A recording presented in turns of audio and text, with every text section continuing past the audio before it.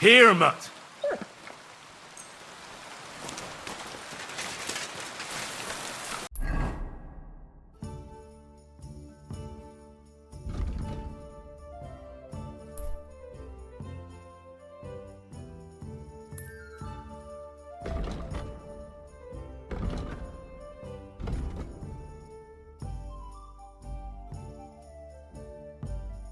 What's that pleasant scent?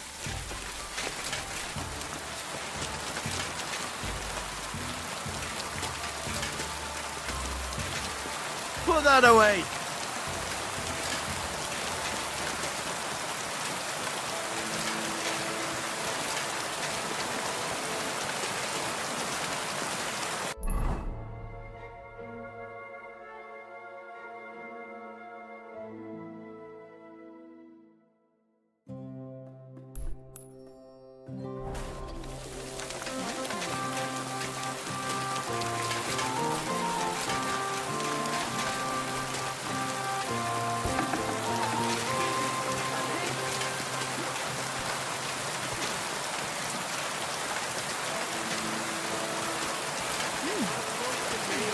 Sorry. Even if I did owe you.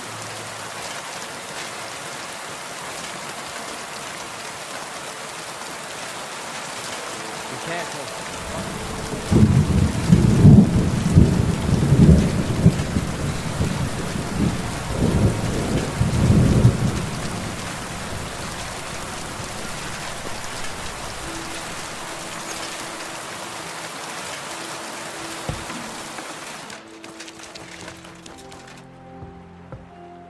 My respects. Verdammte Re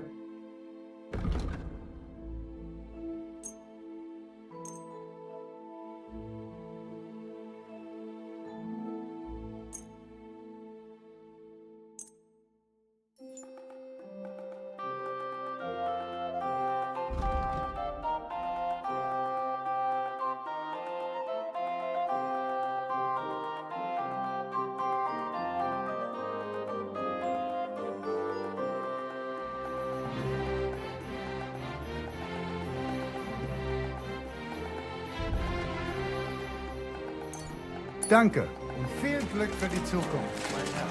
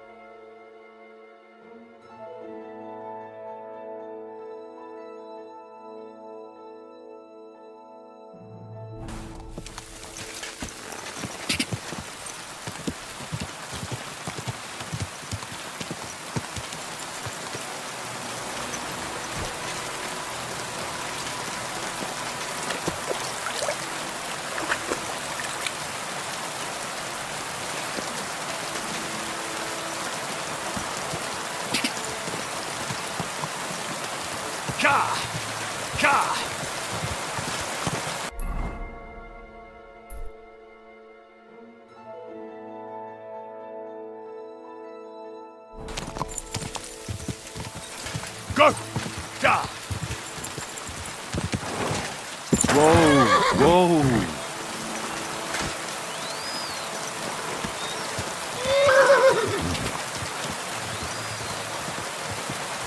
Go! Go! Quick!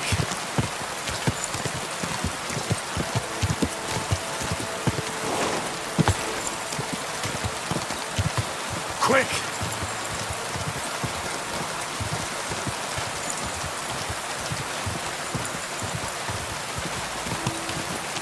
Go! Go!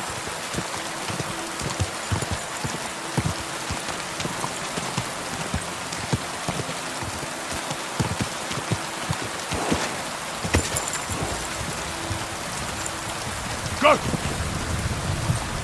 Ka!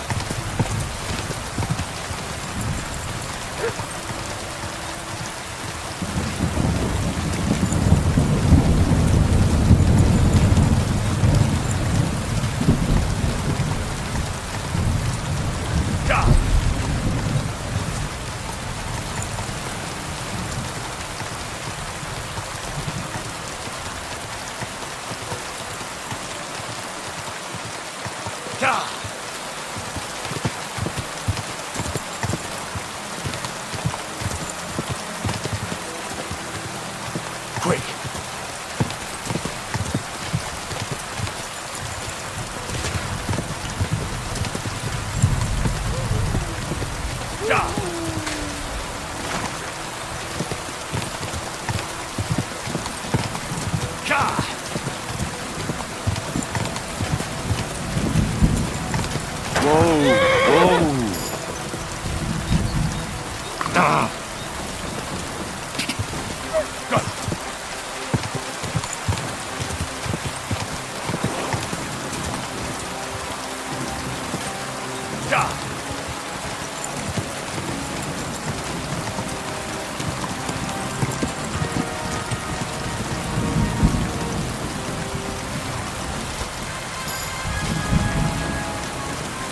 God be with you. Keep the peace, and we'll stay friends. Greetings.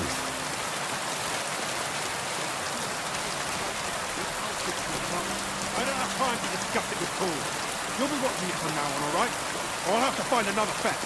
You can't just sack me, Steward. I got this job from Ulrich von Neuhaus. But I can make sure he knows how you run the place. That's the 5th yucca who got scrushed in here. This is some jiggering pokery. Be quiet. And now clear off. Hey, stranger! What are you doing here? You're a Christian of Pisek? I am. What do you need? Kunzlin Ruthard sent me. About Via Argentum. I see. But I'm afraid I don't have good news for Sir Kunzling. I haven't made much progress regarding the matter we discussed. I just don't have the time to investigate. I'm always needed somewhere, and there's always someone following me around.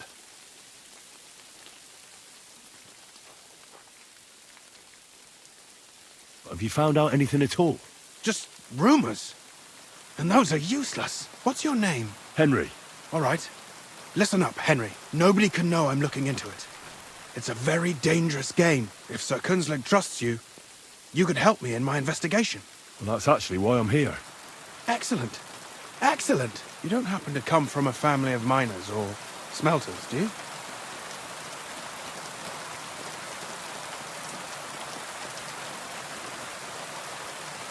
My father was a blacksmith. It's a fine craft. But it won't teach you much about silver mining and processing. I'll be happy to tell you everything you need to know. Now, follow me, please. We need to talk somewhere in private.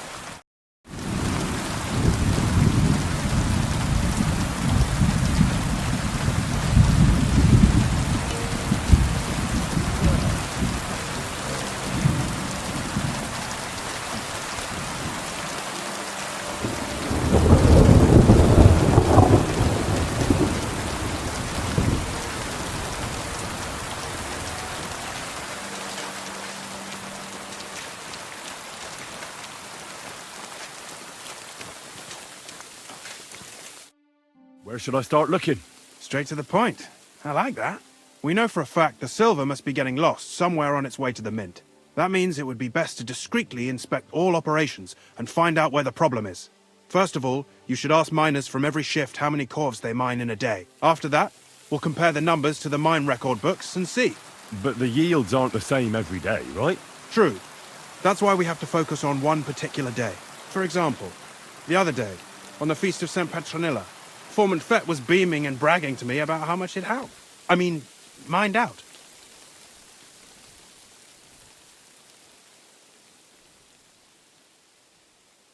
Couldn't I just ask Fett? Fett's job is to count the corves and write the amount down in the mine book. He won't tell you any other number. We're interested in what the miners themselves have to say. They've no reason to hide anything. Nevertheless, the miners are a strange bunch. They might not be very forthcoming at first, and they have an odd way of speaking. Like calling each other Sonny, however old they are. But you'll hear for yourself. You should pretend to be really interested in them, and maybe they'll open up to you. You could be a scholar writing a treatise on silver mining, or perhaps a nobleman interested in buying a mine. Or just say I'm your distant uncle who's initiating you into the ins and outs of my job. It's up to you. I reckon I could pose as a curious scholar. Suit yourself. Just don't change your story so you don't arouse suspicion. But to the point, each day 3 shifts work in the shaft. Each has its foreman, or gaffer, as they say. The first shift is led by Frank, the second by Paul, and the third by Samko. You'll have to ask each one of them how many corves they mine. Samko's hewers should be off work now. You'll find the other two shifts in the mine. Take this, so the guards will let you in. It's a letter of safe conduct bearing my seal, allowing you free movement within the mine. And what are you going to do? I'll return to the estate to do my job. What else? I reckon they must be wondering where I am by now. Once you find out how many corves the three shifts mined on the Feast of St. Petronilla, return to me. We'll compare that number to the entry in the mine book. And don't forget, don't draw attention.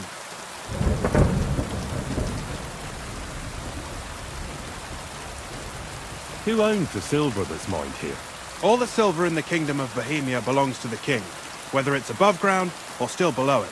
Though I'm sure you understand, the king has a lot on his mind, and he can't be expected to worry about mining, so he leases out the mining rights to his tenants.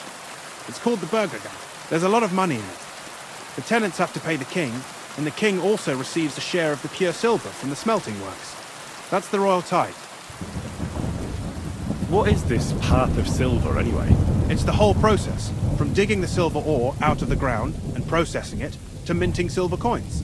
Silver is found in ore veins underground. The pitmen mine it and get it to the surface. The chief foreman of a gallery counts the corves, and the assayer estimates the purchase price of the ore for the smelter. The raw ore goes to the smelter, where it's crushed in a stamp mill before it can be purified by roasting. Roasted ore goes to the furnaces, where it's smelted into raw and then pure silver. Silver is then cast into rods about as thick as your little finger. Can any silver get lost? It can. And unfortunately, it does happen. It may be a capital offence, but even that won't deter everyone. Most often, a pitman tries to smuggle pieces of ore under his clothes. It doesn't end well. Nevertheless, the entire path of the silver, from the ore beneath the ground to minted coins, is closely guarded. Every step is recorded in the books, so if someone is stealing large quantities, they must have it pretty damn well figured out. Who checks the royal share? The royal mint master and his subordinates are responsible for collecting the royal share. That also means me and the shaft foreman. That is why every step of the path of silver is monitored and recorded, starting with how much ore is mined. The smelting works owners don't have to be monitored as closely, since they buy the ore from us. It's in their best interest to get the highest possible yield after deducting the royal share. Who makes money from all this? The thing is, everyone does. Pitmen get paid for mining in the shaft. Mine operators get paid for raw ore. The smelters then smelt everything, sell the pure silver, and deduct the raw tithe. The silver rubs off on the hands of anyone who even touches it. But there's still enough left over for the king. Who owns the mines? The king grants mining rights to his loyal subjects, and these leaseholders can rent out their privileges to other people. All sorts of people operate mines in Kuttenberg. Nobility, rich burghers, even the monastery. In fact, anyone with enough money to pay for new shafts to be dug can share in the proceeds. Who's responsible for the mines? The mines and the mint are supervised directly by the royal mint master, Ulrich Vervark von Neuhaus. As the steward, I'm his direct subordinate. I oversee that everything runs smoothly on his behalf. Then come the chief foreman, then the other foreman, and finally the ordinary pitmen in the shafts. But I don't come in contact with them very often. We follow the path of silver until the moment an ore merchant buys the ore from us and takes it to a smelter. How much do the mines pay to the king? That depends on whether it's a royal mine or a mine in the hands of a mining guild, meaning the leaseholders.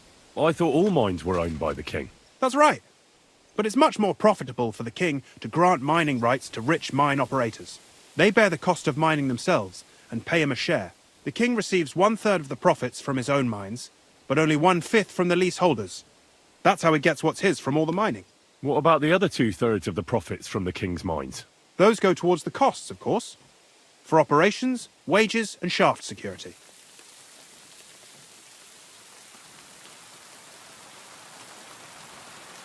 Who's responsible for the smelting works? They have their own owners.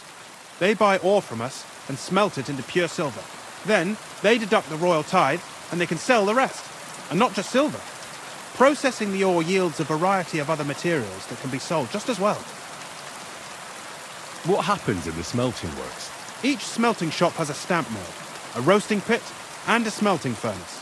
The stamp mill is used to crush the ore into smaller pieces to make it easier to process.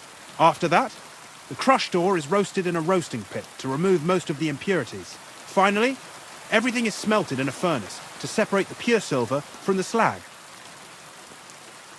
So it's processed similarly to steel for smithing? Yes, but in steelmaking, you don't have to weigh and record every step thrice. How are groschen made from the silver? The royal share from the smelting works goes to the mint in the Italian court. There, the coiners hammer it out into silver sheets for cutting the coin blanks. Then, in the Italian court's preghouse, our minters cut out and punch new groschen. How many mints are there in total? Only the main one is left, the one in the Italian court. There used to be more of them throughout the kingdom, but King Wenceslaus II united them all.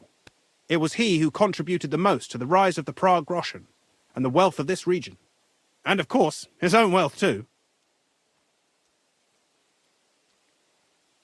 By the way, I've had the honour of meeting your brother, Peter. Well, well. Small world. He was a great help to us at Suchdol. Even though we had some disagreements, I respect him for everything he succeeded in doing. If it weren't for him, I'd never have been able to do what I do. Bloody rain.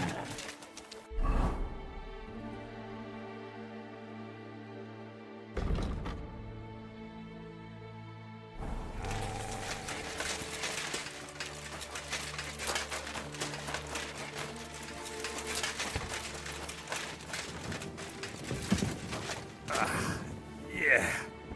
Ooh.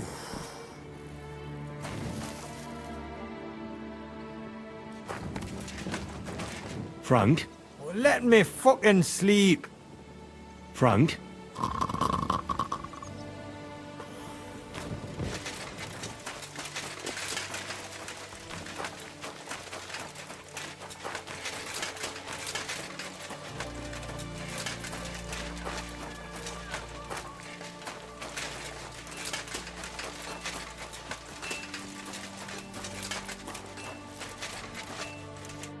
Are you Foreman Samco? Aye, I am.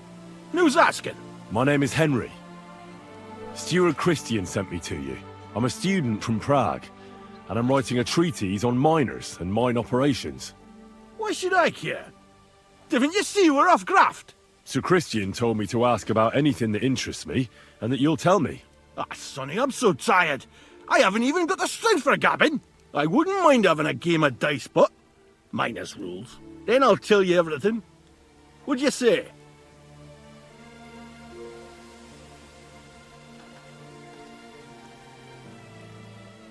You should obey Sir Christian and just tell me what I want to know. You don't want him coming to you when you're off work to tell you off. That I don't, kidder. Ask away, then. What is the work of a miner about? Aye, that's a good question, Mara. Mostly about alchemy. Any yakker will tell you that. But proper rest is even more important than graft. You're as weak as a midgie without it.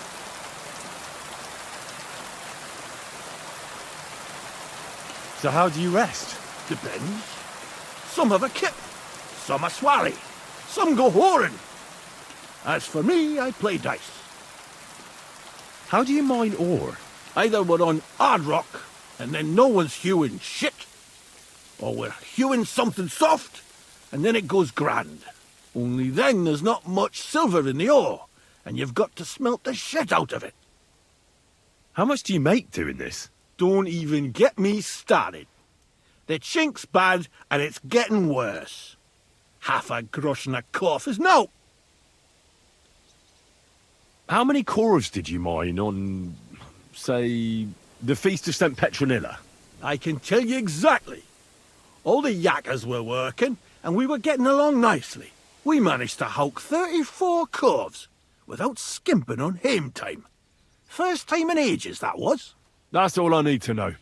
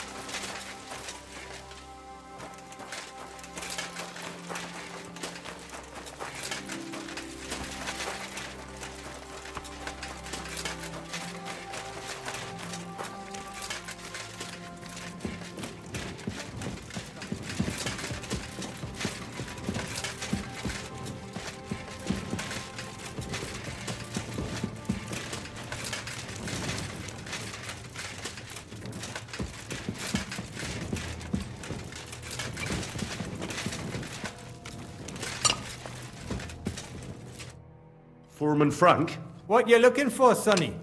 Can't you see we're hewing? Sir Christian of Pisek sent me. I'm a student at the university in Prague. Henry, I'm writing a treatise on silver mining. I didn't know you scribblers were interested in us ordinary yakkers, but you can't just amble around. You'll cap your creels. I just have a few questions. The more we gab, the less we gar. But make it snappy, man. What do you want to know, like? What is the work of a miner really about? What's it about? Bugger all, kidder. No great shakes. We gans through the roads, Bella. Hewing off from rock in the dark and breathing in the stithe. How much do you get for your work? I'll tell you, man. Them deputies up at bank make a howfing pile of chink. But us buggers, the ones doing all the graft, we earn a pittance. Can you give me a more specific number? Sometimes, not even half a grosh and a cough. That's near way to make a living, man. How exactly do you mine ore? Bloody hell. Have you never seen a yakker graft, kid ya? You take a kevel and ding away at the rock till it crumbles. And if you keep ganning at it for a couple of years and don't croak from the stithe, then you'll keel over from exhaustion or get scrushed by the ceiling of the road you're hewing. How do you get the ore outside? Same way it's hewed, in the dark and in coves. On top of that, you spend a lot of the bloody time on all fours. Once you get out by with the cough, you get a tally, and you can get back in by. I wonder, how much do you mine in a day? That depends on how much ore you howk out of this or that face. It varies. How much did you mine, say, on the Feast of St. Petronilla? Listen, kidder. Aren't you a bit too curious? Why do you need to know that for? Them numbers won't be useful to nobody. I really need to know it for my work. My treatise won't be complete without it. Est rerum omnium magister usus. Experience is the best teacher. And you have that experience. Aye, well, a clever head but a gawk-handed, eh? Alright, I'll tell ya. It was a good gar on the Feast of St. Petronilla. Our yakkers hewed 36 corves. Thanks. Nah, thank ye. Now leave us to hew, Mara. We've got a lot of graft ahead of us. Farewell, my friend.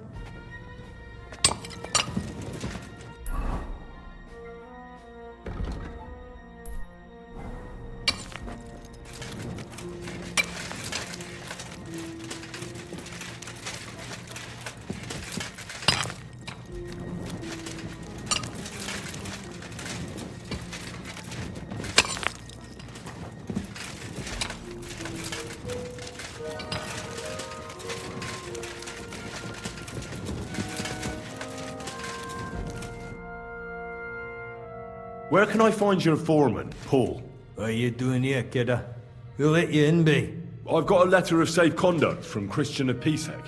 I'm a student from Prague. I'm trying to get to know the miner's life from up close and write a thesis on it. Right. A thesis? Yeah, I'll be damned. I just need to ask your foreman a few things. Our gaffer's gone down there to pray. Don't know if he'll be up for talking, but...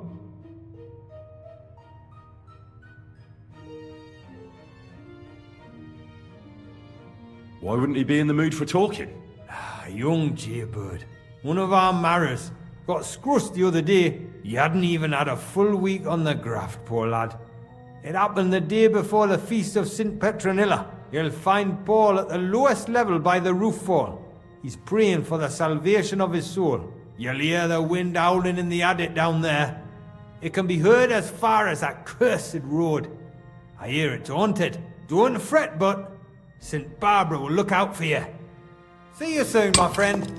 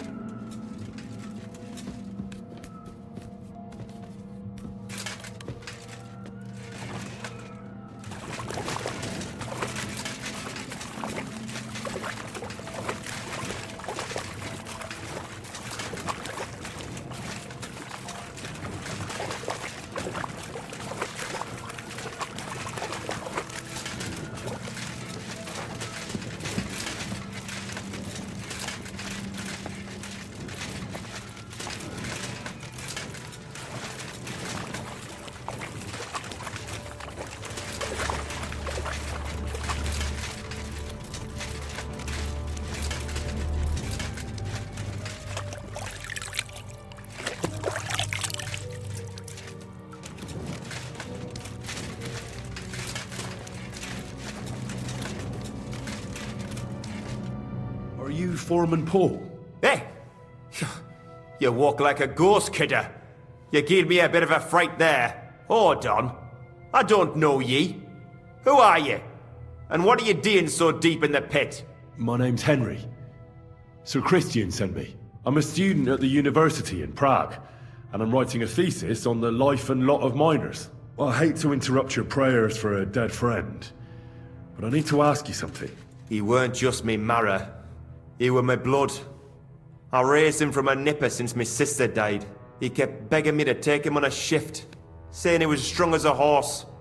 Wouldn't have taken her like. And now, I can't forgive myself.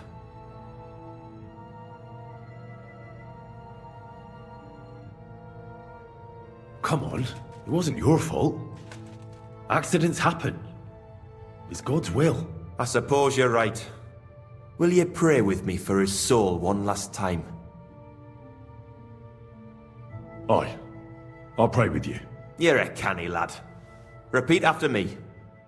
Almighty and merciful God, our Father, you are the giver of gold, silver, bronze, copper, Almighty tin, and merciful iron, God, all our Father, ores and metals. you are the giver I ask of that you gold, bless me brother silver, who's died in this bronze, mine, copper, and may tin, the holy angels save iron, his soul from and all damnation. ores and Bring his metals. soul to I ask that you eternal bless my glory through our brother, Lord, who has our died in Saviour this and mine. Redeemer, Jesus And may your Christ. holy angels save his soul from The angel of the damnation. Lord declares Bring his to soul Mary, to eternal she glory conceived the Holy through our Spirit. Lord, Hail our Mary. Saviour and Mary Redeemer, said, Jesus Behold, Christ. I am the handmaid Amen. of the Lord. Be it done unto me according to thy word. Hail Mary. And the word was made flesh and dwelt among us. Hail Mary. Pray for us, O Holy Mother of God, that we may be made worthy of the promises of Christ. Pour forth, we beseech thee, O Lord, thy grace into our hearts, that we, to whom the incarnation of Christ, thy Son, was made known by the message of an angel, may by his passion and cross be brought to the glory of his resurrection. Through the same Christ our Lord. Amen. So, are you going to answer me now? Aye. Thanks for praying with me. Ask about out. What is the work of a miner about? What it's about? It's about hewing the face and hauling the ore to the banking coves. Over and over again. Proper graft, that. Can be real dodgy, mind. Might even do you in. Are deaths in the mine common? Aye. But every death in the shaft is a waste. Whether it's in a crumple or black damp. Unfortunately, we still bury a yakka or two a month, you know. That's life like. How is the ore mined? First, we have to survey the shaft and find ore. Then the place gets scored and set ablaze. We set up timber around. The hewers take their tools and start dinging rock and hewing ore. Nothing to it. How much do you make doing this? Depends on how much we hawk. How hard the rock is, how much ore's in it. It's not really worth it though. Half a grosh and a corf isn't much of a fight. So how many corves did you mine, say, on the Feast of St. Petronilla? That weren't a good day. Nobody was in the mood for ganning on after what happened to Jaybird. But even so, we managed to hawk 30 corves. That's all I need to know.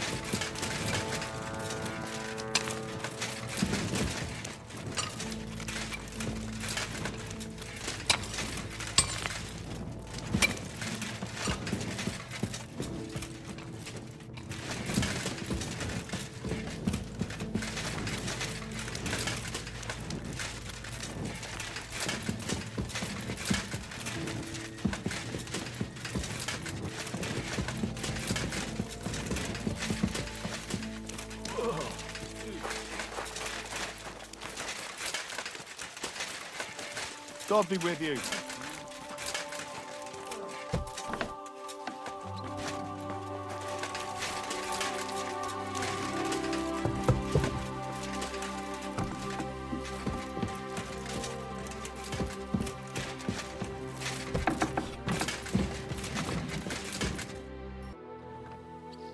I already know how many corves the crews extracted on the Feast of St. Petronilla. It was 100 altogether. I see. Meanwhile, I looked in the mine book. How many do you think it says there? I'd guess it's less. Then you'd be correct. The book lists 90 corves extracted. That means 10 corves of ore disappear each day. But nobody could just come along and take them. We keep a close watch on everything. The unreported corves must be going out to smelting works with the rest of the ore. That means... What does it mean? that this is fraud of colossal proportions, and that Foreman Fett and Herman the ore merchant are in it up to their ears.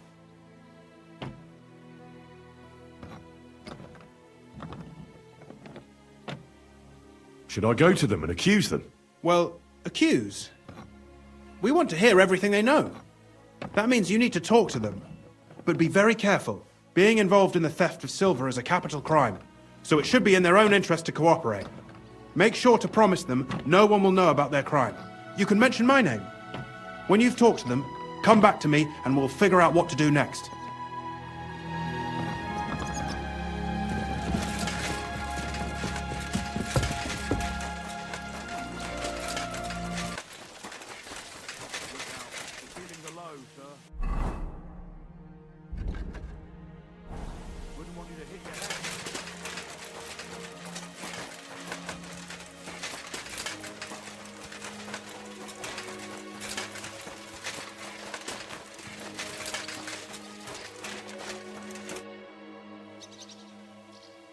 A word, Foreman. Who are you? And what do you want? I'm Henry. But that's not important. Sir Christian sent me. I need to discuss a delicate matter with you. Don't tell me one of the yakkers shat all over the outhouse in the yard again. I'm afraid it's a little worse than that. We found some discrepancies in the mine book. Let Sir Christian handle it then. They're his books, and his responsibility too.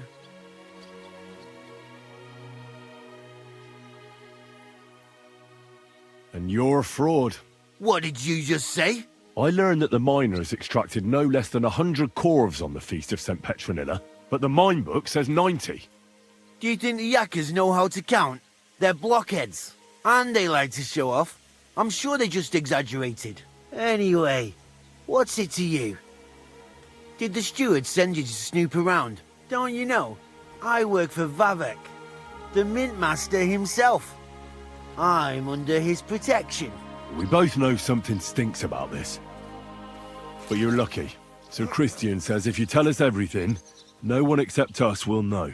I've nothing to say to you.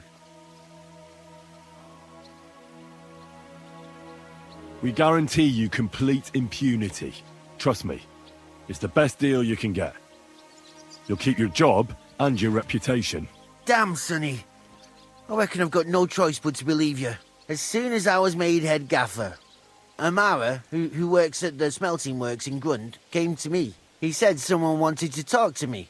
One of them. So I met this fella in the tavern in Grund, and he told me how it all works. How to cut the books like. He told me the trick was not to report some of the extracted ore and transport it secretly to the smelters along with the rest. He made it very clear if I didn't play along, I could have an accident. There was nothing I could do. Who was that fella from the smelter who came to you? He never told me his name, even when I asked. He's a tall bloke, stocky, pockmarked. I don't scare easy, but this bloke was reet terrifying. How long has this been going on? For some time now, definitely. I heard even former head gaffer Kircher was in on it too. Where can I find him? You can't ask Kircher any questions. He fell down a shaft. They say he was drunk, but I don't think it was an accident. Who pays you on the side? You have to pay the miners for what they actually extracted. I get the extra chink from the smelting works. It's enough for the yakkers and for Herman. Do you think the mint master, Ulrich Vavak, is behind this? I don't know. I've got naught bad to say about Vavak. He treats me canny whenever he shows up. He says if Christian gives us hassle, he'd sooner replace him than me. He really said that. The mint master himself. All right. Just carry on as if nothing's happened. No one must find out we know about the fraud. Christian won't give you any trouble, nor will anyone else. Is that clear? Clear as a bell, Mara. I'll be silent as the grave.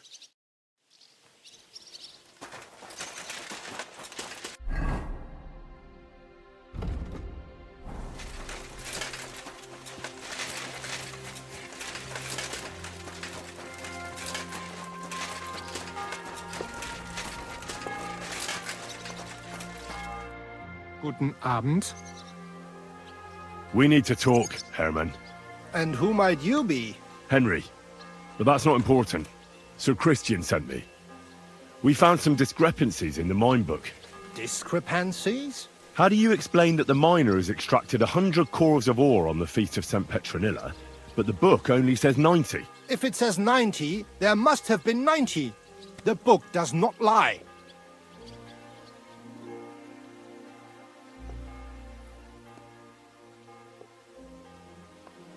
In that case, someone else must be lying. Or someone just cannot count. Why are you bothering me with this? Foreman Fett counts the corves here.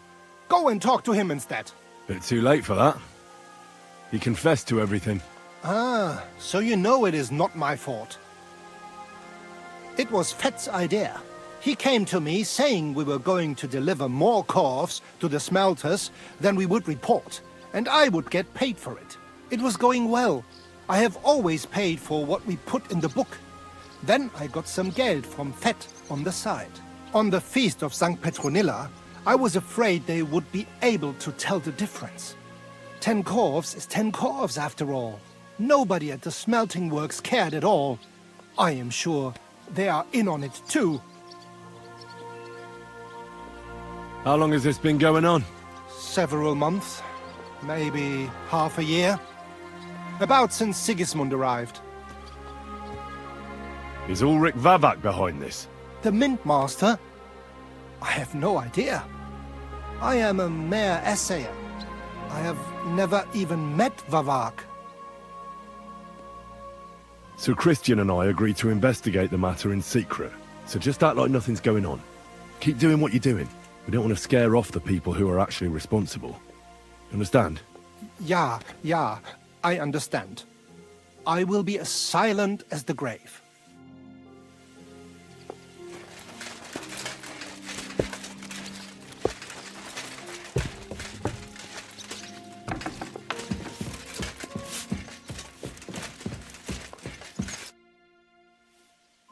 I talked to Fett and Herman. And? Did they confess? They did. I mean, I made them. It's just as we thought. The trail leads to the smelting works. Did you tell them to keep quiet and act as if nothing's happening? I did. Let's see what we've got so far.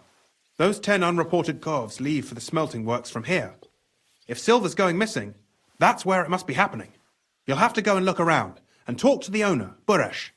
I reckon that'll be tricky, though. How so? Buresh is a very cautious and clever man. I reckon he won't be happy to have someone snooping around his property.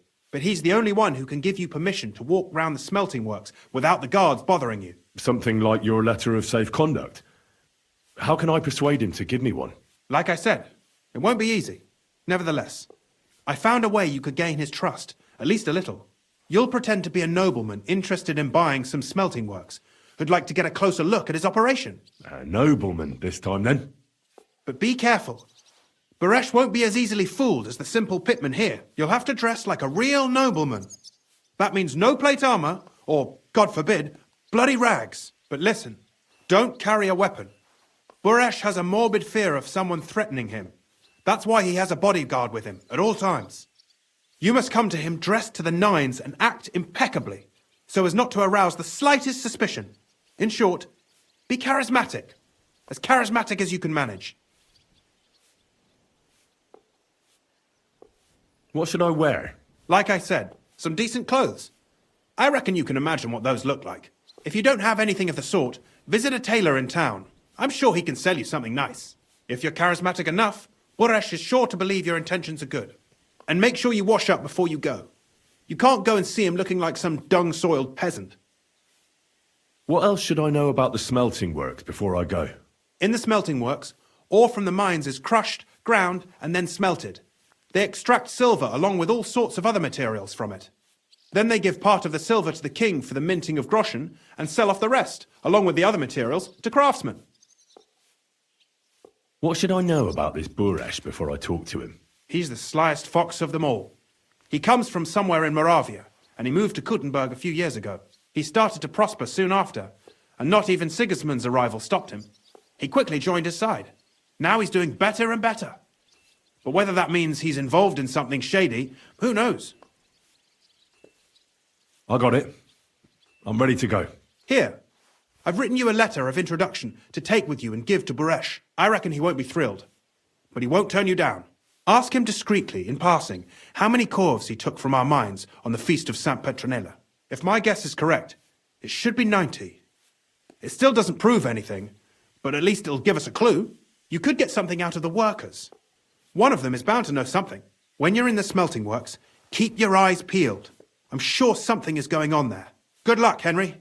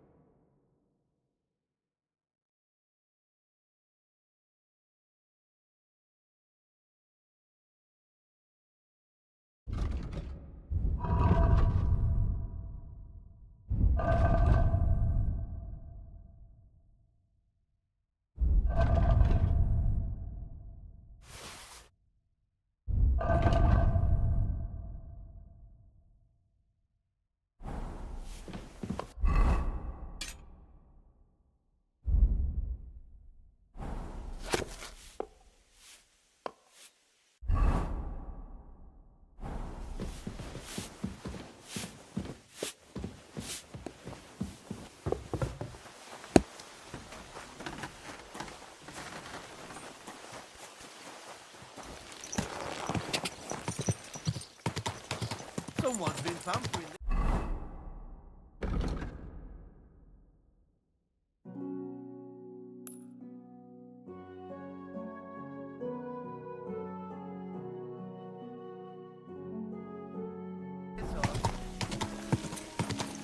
Quick!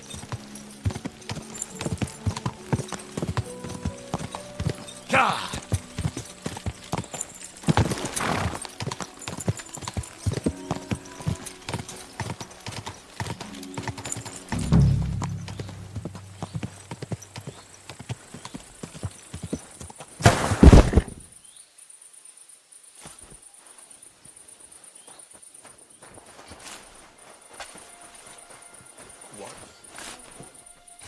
Just stroll around here without so much as a by your leave.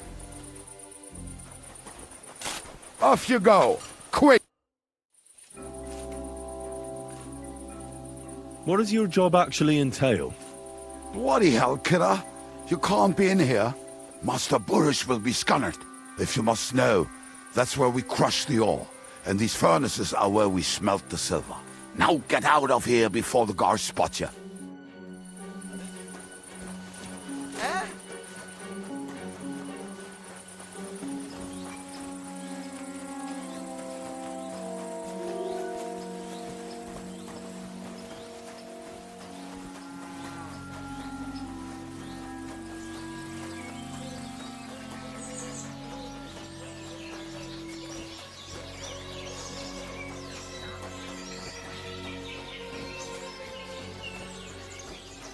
There. Greetings, Master Buresh. I'm Henry of Skalitz. Nice clothes. You've got good taste.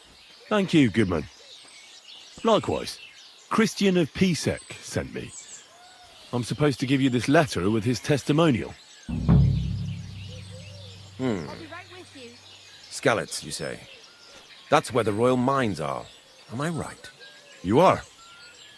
Unfortunately, the mining has ceased since King Sigismund's attack. That truly is unfortunate. Christian writes that your family is interested in running a smelter. But I'm not selling any.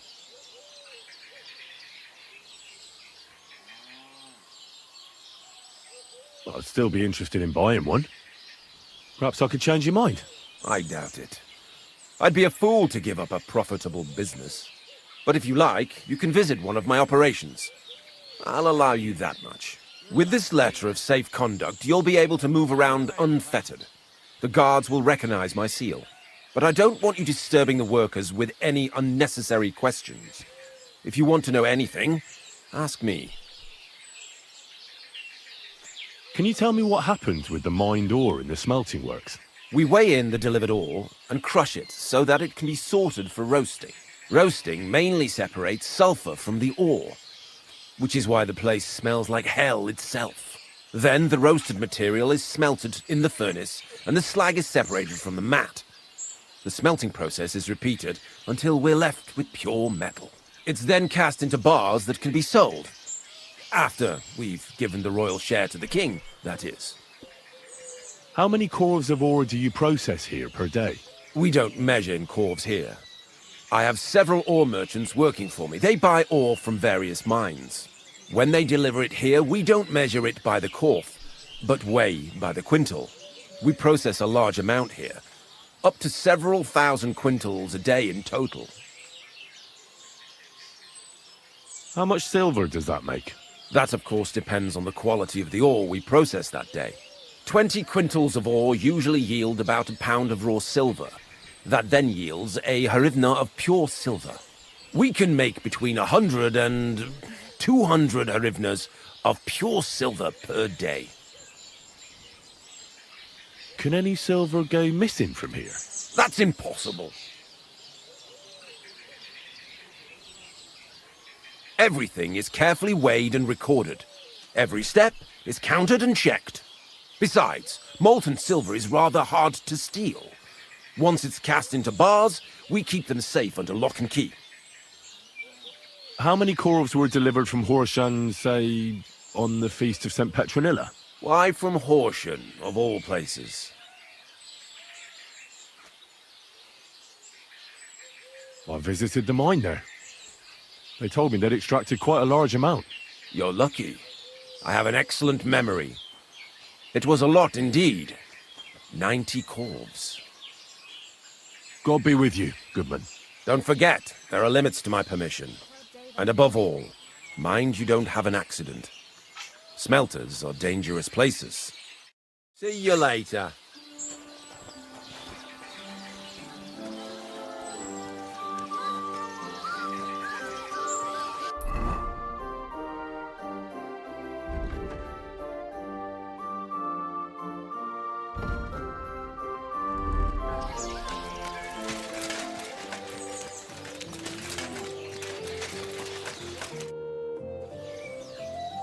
How do you like working in the smelter? Aye, can't complain at all, sir. We get a nice pile of chink from the yield, and we dry and warm. What can you tell me about Master Buresh? I can't complain about him, sir. He's an honest bloke, and he pays us well. From what I've heard from the other smelters, it's a lot worse elsewhere, like. Have you noticed anything suspicious around here? Nothing. Nothing at all. I graft all day. No time for looking around. Does any silver go missing from here? Here? In our smelter? That would mean some of our lads are involved, and... well, you get the rope for that. Look, Sonny, I don't want anything to do with this. Have a chat with Shima over there. He's not afraid of anything.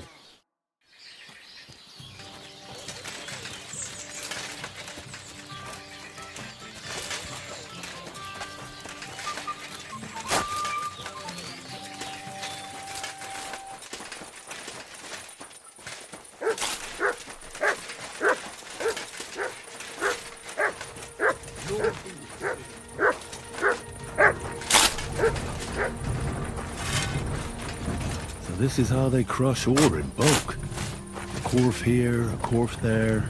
Now I can see why no one found the large quantity strange. So this is how they crush... Are you the fella they call Shima? You have no business being here. What do you want?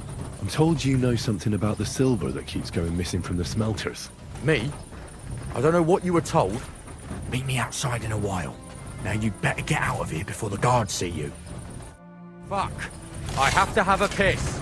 You take over here, lads. I'll be right back.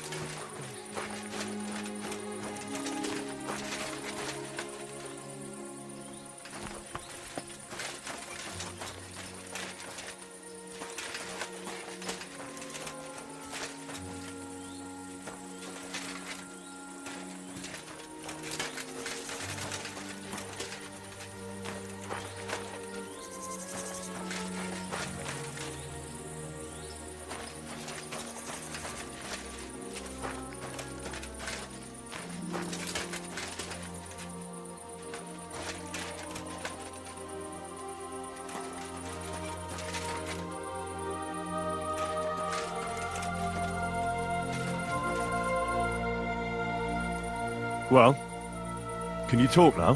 Who are you, fella?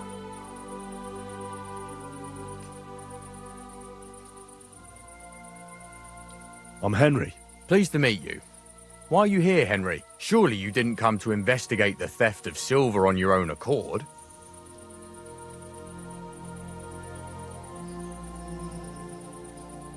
That's right. Why should I talk to you about such things?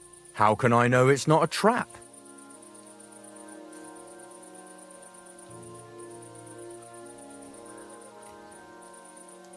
I'm no threat to you.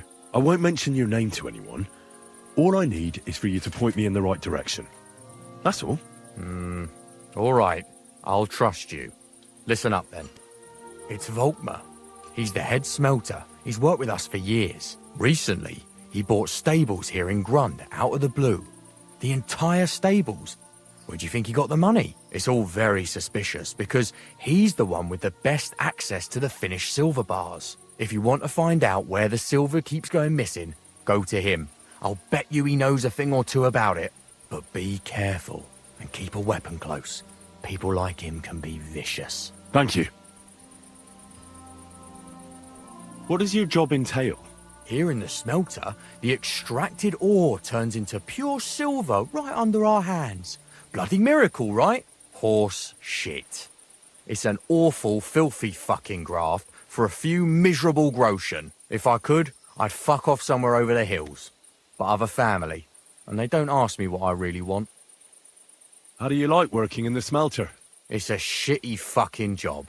My back aches something awful from shoveling heaps of ore back and forth. You're always breathing stive from the furnace, and then you cough your soul out after the shift is over. We'll all be crippled wrecks in a few years. That's how it is. What can you tell me about Master Buresh? Listen, all folks like him care about is lining their purses. They don't care if we break our backs because of it. On the other hand, I don't think it's any better anywhere else. What happens to the silver from the smelting works? The bars are kept under lock and key in a safe place until a merchant or the blokes from the mint come and get them. Only the owner of the smelter and a handful of select people have access to them, such as the foreman of the works who checks the purity.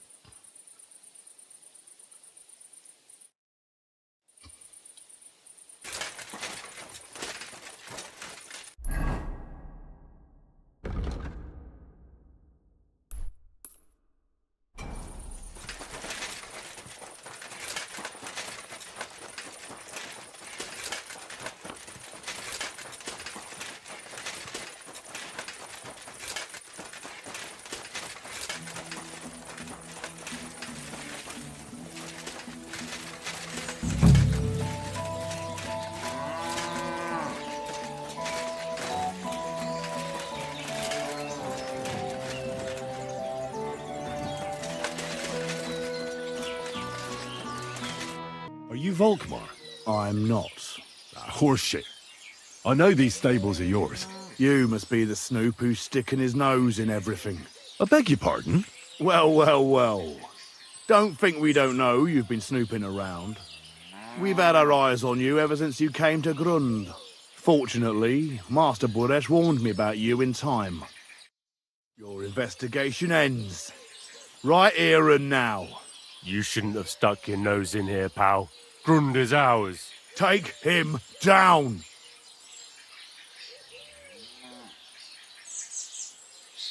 Have you gone insane? You want to attack a nobleman? I suppose you have no idea who's behind me. You won't avoid punishment. You're really a nobleman? But that's... Oi! Where are you cowards running to? You're a dead man.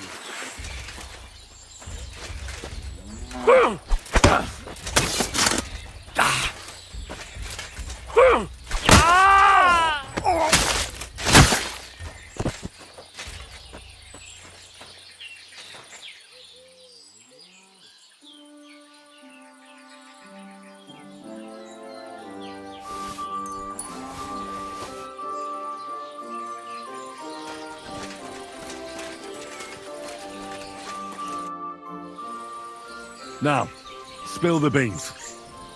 You're responsible for stealing the king's silver? Not me. It's Buresh. If I didn't play along with him, I'd lose my job. All my life. It's true.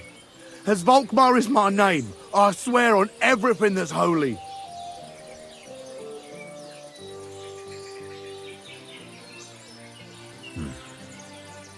Take it from the beginning. As head smelter, I test the quality of the silver that's been smelted every day. I have unrestricted access to it. One day, Buresh came to me and said he had an offer for me. He said if I accepted, he'd make me rich. He gave me his man to assist me. I'd take some of the king's silver bars and add them to Buresh's yield. The books were cooked, so no one found out anything. Everything was going well And Boris was happy. A few weeks later, he sent me to the mines. I was supposed to make a deal with the new foreman, Fett, and pay him off. In the end, I had to force him to cooperate, just like Boris forced me. Oh, with threats. Why didn't Buresh take the silver himself? Why did he need you? The Mint Master's men watch over the transport of the King's silver. They take turns. Boris had it all figured out. Aren't you ashamed to steal from the king? Which king did I steal from exactly? Wenceslaus or Sigismund? I didn't care, man. I earned some nice chink, and that was that for me. Moving on, where does the unreported silver go? There are mined-out shafts near Old Kutná, where nobody ever goes. Boris has a secret mint in one of them. They counterfeit coins in there? Yeah, I suppose so. But what they actually do there, I've no idea. I've never been there. Boris only told me about the mint a while ago. He wanted to send me there for some reason, so he drew me a map. Did Buresh ever mention that Mint Master Vavak was involved in it? Not in front of me. Maybe his guard, Little Neri, knew something. But you won't be able to ask him anything anymore. Give me the map. Yeah, if you take the road to Old Kutná, you'll reach the place where the abandoned shafts are. The entrance to the mint is somewhere around there. Look here. Can I ask you a question? Why are you doing this anyway?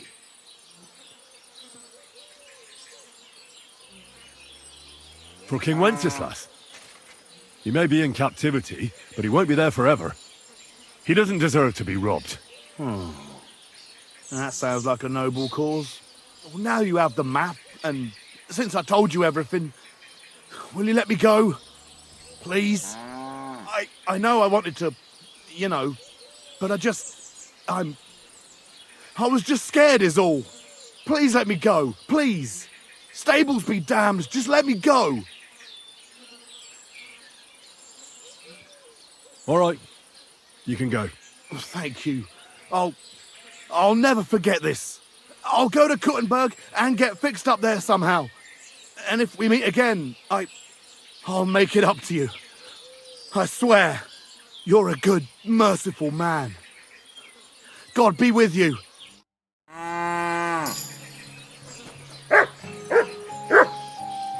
Look what I have for you.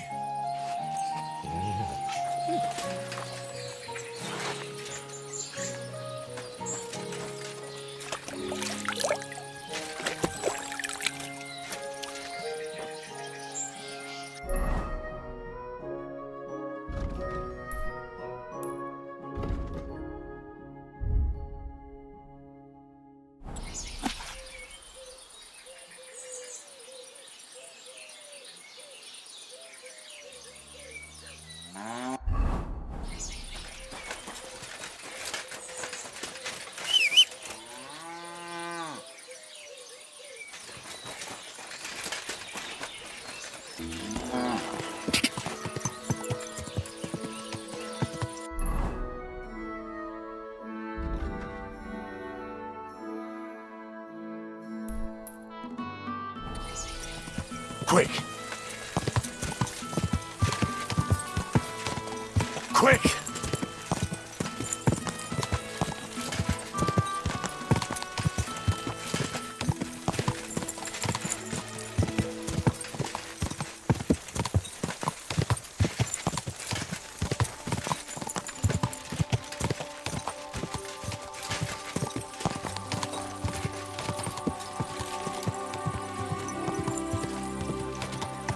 Go!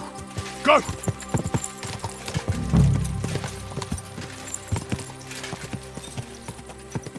Go! Whoa! Whoa!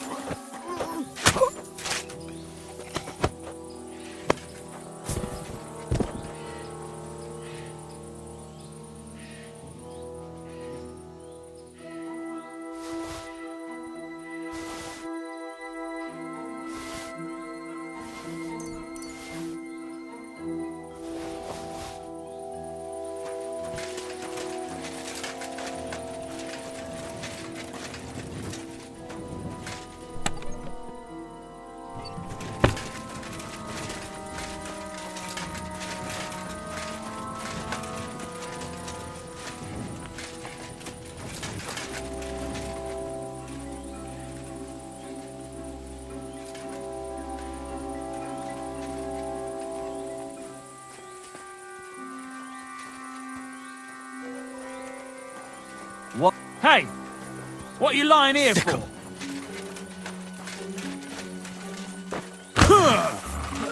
That mongrel!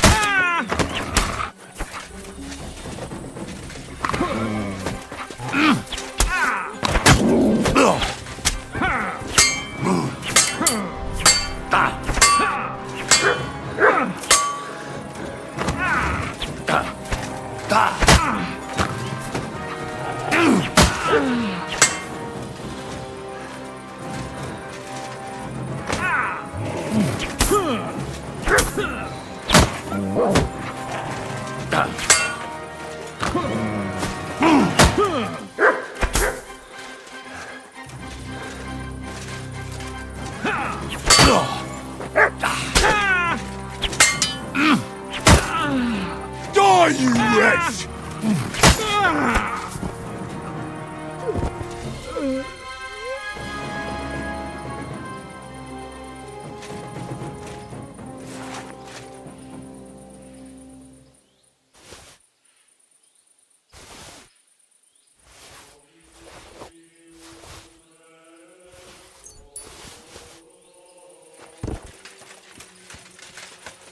Here, mutt.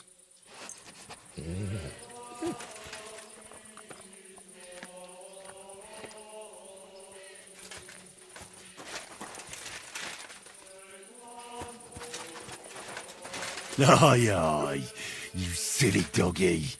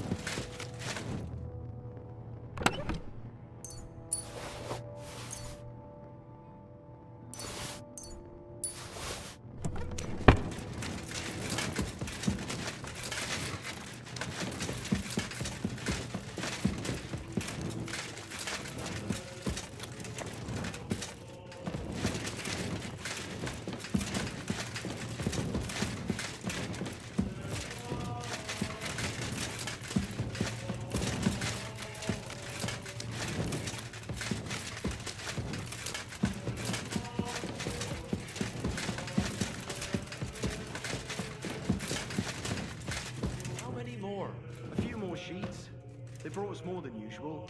Well, at least we won't get bored.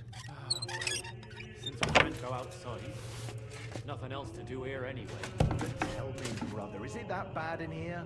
Hot meals every day, wine in the evening. They even bring us some wenches every once in a while. But it's still a prison. So think about what would have happened to us otherwise. We didn't end up that badly. Didn't we? This whole thing stinks of the gallows. Who ordered us to mint coin? The Royal Master of the Mint. What are we making coin from? Pure silver. Brother, it's clean as a whistle. Even if it stinks. One day, we'll get out and then we're going to live like lords. Friend, I just hope it won't all go to shit in the end. Good day to you. God bless. Are you being held prisoner here? What are you doing here? Get out of here. If the guards catch you, there'll be trouble. I'll take care of the guards. Don't worry. What about Master Buresh? He was here with them just a while ago. Don't worry about Buresh. I'll deal with him later. But... I came to get evidence against Mint Master Vavak. Where can I find it? There are some books in that chest over there, but it's locked. And only Master Buresh has the keys. Leave that to me. I should take a look at the tools you're working with. A counterfeit coin die like that will surely be of interest to a lot of people. What do you mean counterfeit? It's genuine. Everything we do here is clean. Completely. Except you're minting using stolen silver. How are we to know where it comes from? It's none of our business. We're just pawns. We're not hurting anybody. Nobody's saying any different. Like I said, I'm here to free you. You don't have to worry about the guards while I'm here. Wait, but... we can't... It's just the books you're after, isn't it? Well, so take them and go. We won't tell nobody nothing. We never saw you here. Tell me more about this place. I don't know if we can. Look, he made it this far. I reckon he knows more than we do anyway. You're probably right. Well, what do you want to know? How did you end up here? Through our own stupidity. We used to work in the mint in the Italian court. Then, one time, we got a bit drunk on the job. Well, more than a bit. And the foreman got pissed off and sacked us. But then, the mint master himself came to us and offered us a job on the side. He said we'd work somewhere else, for him. And so, here we are. Who's in charge here? The mint is run by Master Buresh and his people. Especially that big fella. What's his name? Neri? They're the ones that bring us food and drink. But other than that, the mint master runs this place personally. He visits every week, a friendly bloke, always asks us if we need anything. We're well taken care of. Why are they keeping you here? Well, it's not that we can't leave exactly. It's just discouraged. It was pretty dangerous around here, what with the bandits and the like. Don't you miss the world above? Sunshine, daylight? Not really. Come to think of it, we've got everything we need down here. They even brought some wenches here for us once. But I'm not really into that, anyway. We've got plenty of food and drink, and good drink at that. And coin. When they let us go, we'll be rolling in it. Why don't you want to leave? We're just supposed to stay here. And we're told not to go far. The mint master would be angry.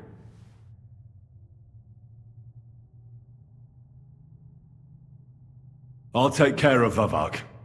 You have my word. With the evidence I'll bring against him, he'll be finished. When I'm done with him, you'll be the last thing on his mind. You reckon it's really safe that we could go up top? I'm sure of it. Well, if you're saying you'll take care of it... Then, when it's all over, come back and tell us, please.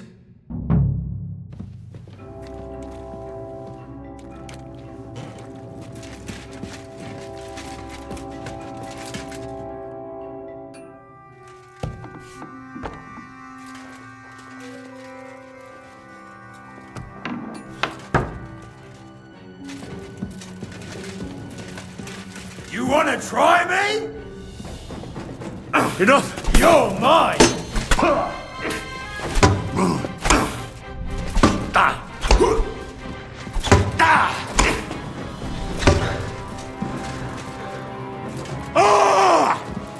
No, you don't! Jesus! I'm hit! Is that supposed to be a threat? No, you don't! What the fuck was that?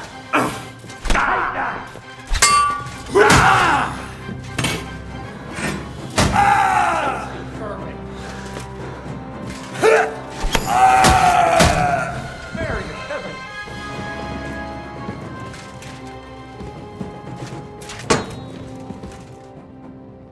For glory!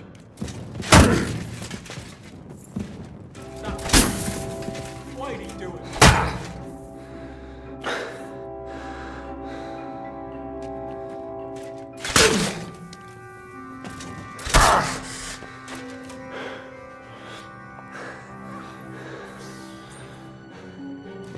no one else, for his sake.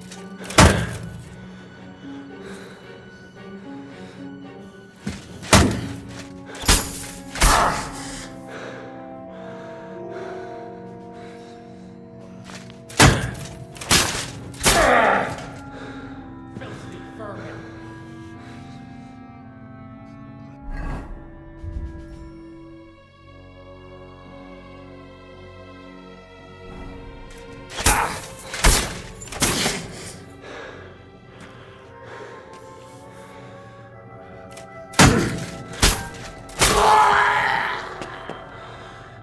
That madman. Why did he do it?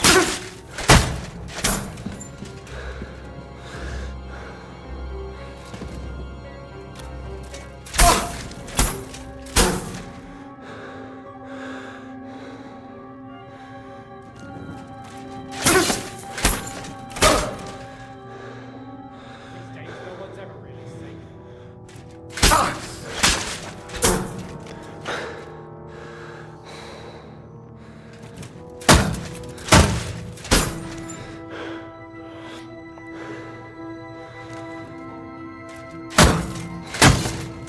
Shame on you.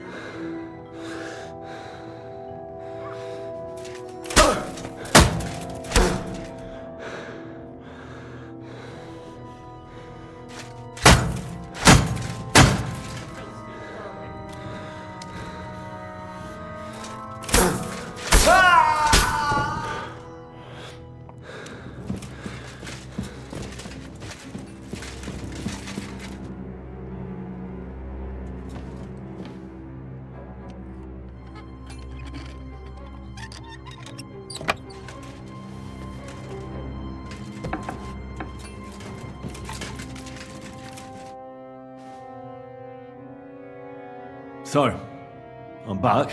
What about the guards then? The guards have done guarding. They're dead. So, do we go?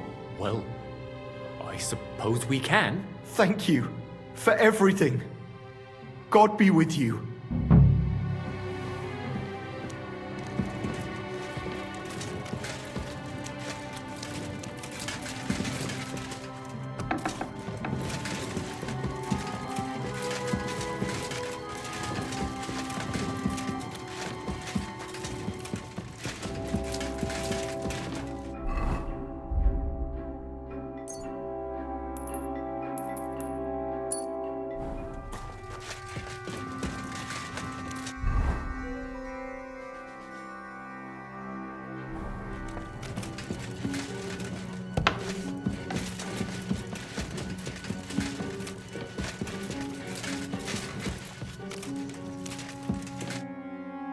Have you had enough, Buret? Mercy! For Christ's sake, mercy! Now you'll spill everything, like in the confessional. Oh! I'm just a pawn. It's all the Mint Master's doing. Vavak! So calm down and talk. Give me a moment. Start talking now. All right. The whole thing was Ulrich's idea. As soon as he became Sigismund's Mint Master, he got cocky and began to abuse his power. He grabbed anything he could get his hands on, took away mining rights from anyone who opposed him. Anyone who wanted to keep his station had to pay him a hefty fee. But that still wasn't enough for him. So he came to me one day with the idea that some of the royal silver might not reach the king at all. Why did he come to you? The citizens of Kuttenberg didn't like some blow-in turning up to replace Peter of Pisek, and they were even less happy when he started giving them trouble. He'd have a job finding any allies among them. I'm a stranger here too. I've never had it easy here either. Think what you will, but I like Vavag better than all them Rutards, Piseks, and the other stuck-up mine-owning lords. So you agreed to help him? Did I have any other choice? He'd destroy me and find someone else to run the smelting works. I hate to say it, but he knew who to come to. Wasn't he afraid of Sigismund? Sigismund came here for the silver. He doesn't care how it gets to him, as long as it does. He trusts the mint master he installed, and he's got no way of knowing something's going missing along the way, unless someone tells him. What was his plan? Surprisingly simple. Bribe anyone who kept records of mining and processing to cook the books. And to keep the mint master free of suspicion, he put me in charge of this whole operation. For a tidy pile of coin, of course. In the end, it wasn't even that hard. No one had the slightest problem with earning something on the side of the king's expense. And when somebody got cold feet, we took care of him. What are you doing with the stolen silver? Stolen? Such an ugly word. I prefer diverted. Undisclosed. Whatever. What do you do with it? It's used to mint groschen. Genuine groschen. You're minted by coiners who are held here like prisoners. I talked to them. Really? But this surely doesn't compare with prison. They get food, drink, entertainment. We take good care of them. But otherwise they're Ulrich's men. As you probably know, he hired them himself, and they're his responsibility. About the evidence? Yes? I know Vavak's books are in the chest in the coiner's room, and you've got the key. I do. And I'll give it to you if you promise not to mention my name to anyone. Will you give me your word?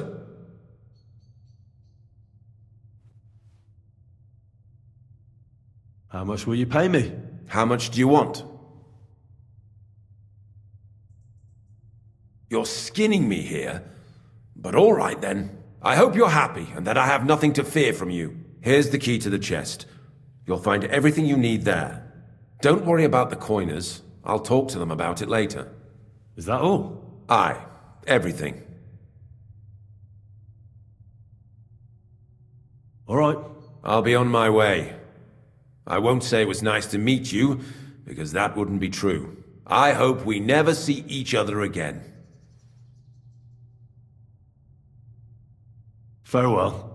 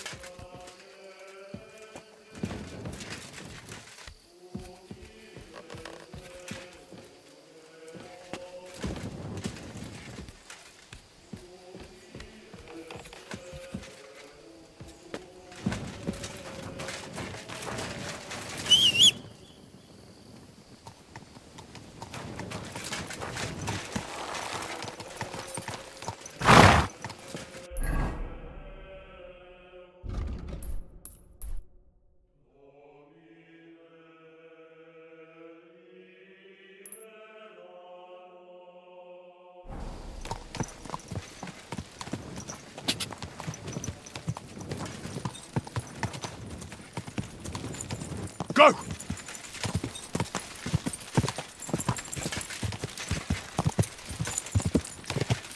Quick! Quick, go!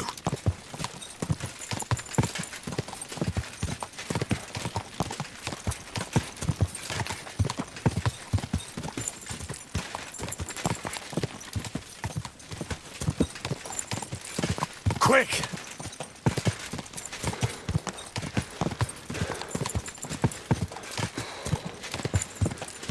Go! Ga!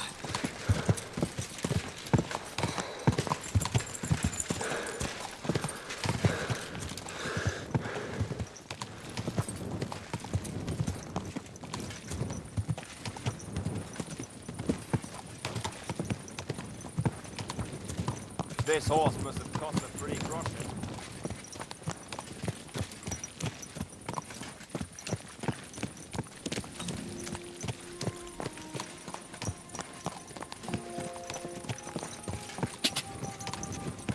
Quick!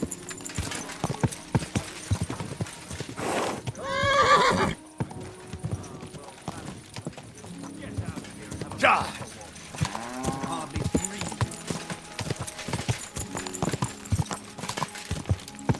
Quick!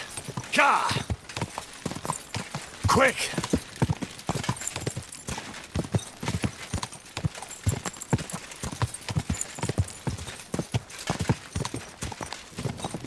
Oh.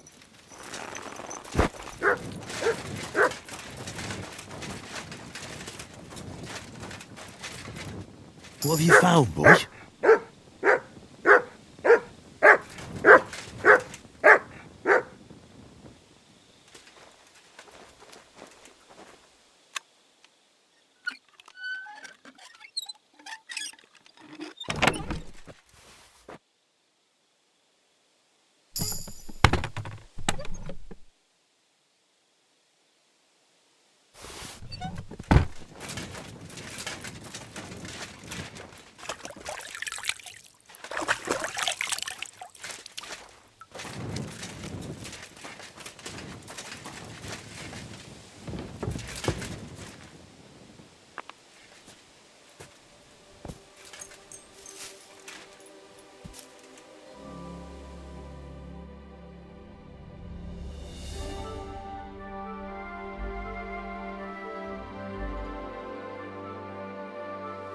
God bless you. Oh, you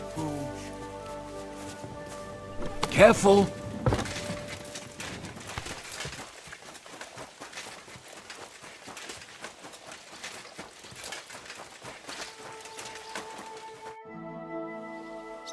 I got the evidence against Mintmaster Vavak. Really? Let me see. Here. His handwritten records of the whole scheme.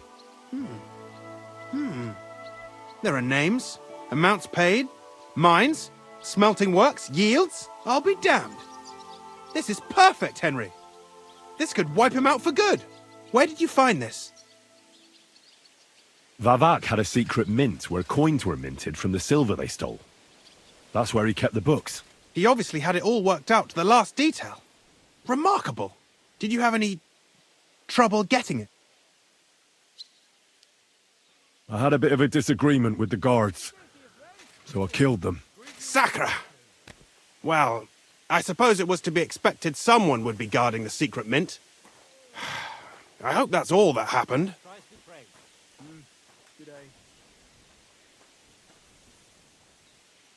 No. That's all. Thank God. There's one more thing. Was there anyone else in that mint? There were some coiners being held prisoner. Jesus Christ! Held prisoner! Vavak locked them up there to work for him. My God! He really is an unscrupulous monster. Did you let them out? I did, but it took some persuading. They were afraid. Thank God for that. When you talked to them, did you see a coin die anywhere? They gave it to me quite willingly. I'm curious. Let me see. Here. What the... It's genuine! That means all the groschen minted from the silver stolen by Vavak are absolutely clean! In any case, we uncovered something big, Henry. It's just a shame we don't know for sure how Master Boresh was involved in the whole thing. Well, the books will have to suffice. His name's there. I hope so. But be that as it may, we know enough. I've been thinking it all over while you were gone. The scheme Master Ulrich Varvark von Neuhaus has been running under our nose is incredibly insolent. But it's also one of the cleverest fraudulent schemes I've ever heard of. With those books in Rittard's hands, Varvark won't remain long in his post, and it's now pretty clear who will replace him. And a side income like that could prove useful to many people, if you take my meaning. I'm listening. I knew you'd understand. Everything would stay the same. Entering false figures in the books, processing the ore in the works, a secret mint. Only there would be a change in management. I'll have to find replacements for Fett and Hammond in the mines. But that shouldn't be difficult. A miner jumps at coin like a dog at a bone. What happened to Herman and Fett? Not long after you left, Herman disappeared. They saw him on the road to Grunt, and they found Fett on the spoil tip with a broken neck. You think it's related? Who knows? Maybe Herman told someone you were snooping around and that Fett talked. Things like that can get you killed. Shit. They're both gone, and now I have to deal with it. I'll have to arrange a deal with Master Boresh. But knowing him, he won't be opposed to a reasonable agreement. And I'll take care of the coiners myself. Nothing really changes for you. You can blackmail Varvark all you want, but keep your tongue tied about the whole scheme. I've got a little something here for you, as a bonus. And I'll give you something extra for the genuine coin die. All you have to do is nod. Doesn't that mean you'll be stealing from Ruthard? Do me a favor. Ruthard will want to be in on it. How can you be so sure? If there's one thing I've learnt about silver, it's that it's got one special property. It never stinks. It surely doesn't smell bad to you either, eh? I just want to save my lord, Hans Capon. That's why I'm doing this. I'm not interested in your motives, Henry. I don't know what you and Ruthard agreed on. That's between you and him. You've heard my offer. It's too great a risk, if you ask me. We could all end up dead. If we learn from Varvark's and Boresh's mistakes, we'll be fine. Well, what do you say? Excellent. You won't regret it, but don't forget. You can blackmail Varvark with the evidence all you want, but leave the path of silver to me. Here's your secret records and copies of the books from the mines and the smelting works for comparison. Thank you. No, thank you. It was a pleasure working with you, Henry. I wish you the best of luck. Maybe we'll see each other again. And give my regards to Sir Kunzling. It'll be a great weight off his chest.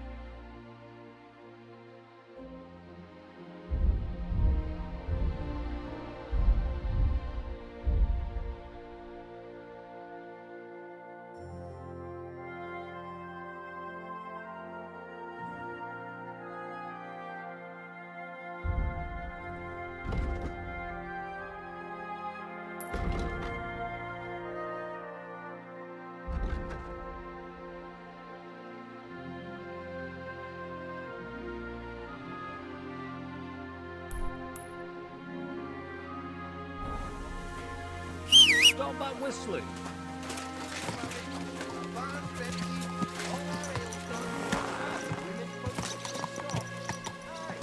Sigismund lounging about in the monastery, shagging the nuns while we suffer. That's impossible. Not only is it possible, it's happening. Die! Die!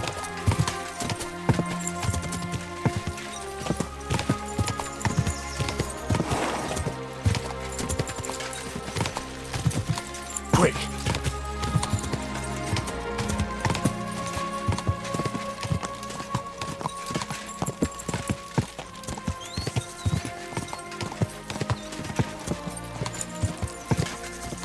Die!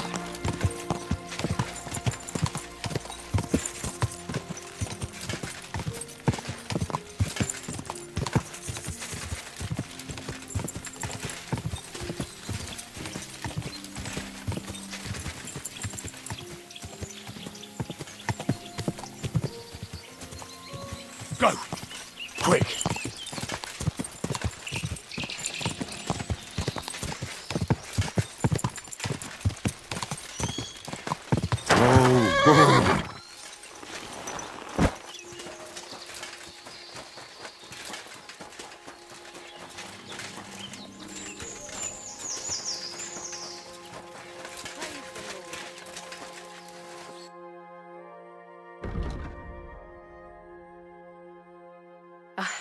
What can you do? Maybe next time then, sir.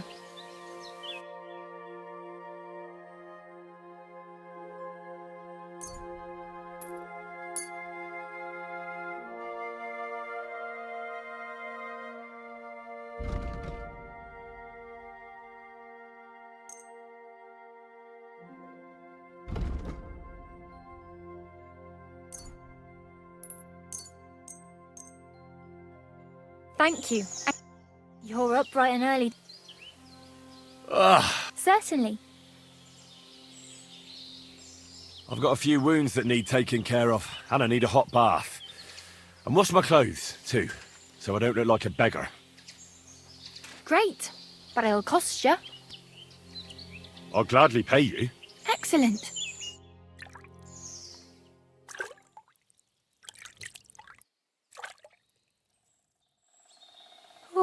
I hope you'll only need a bath next time, sir. Those wounds of yours need to heal up first. Good boy.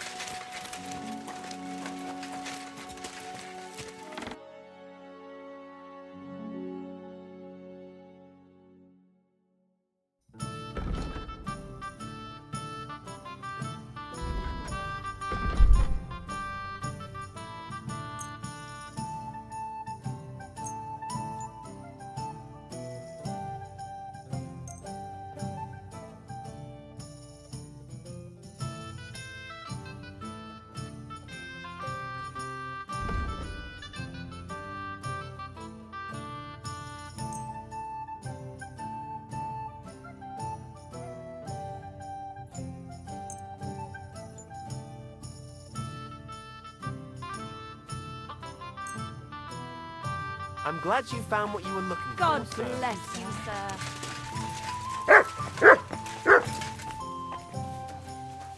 It's filthy again. Damn it.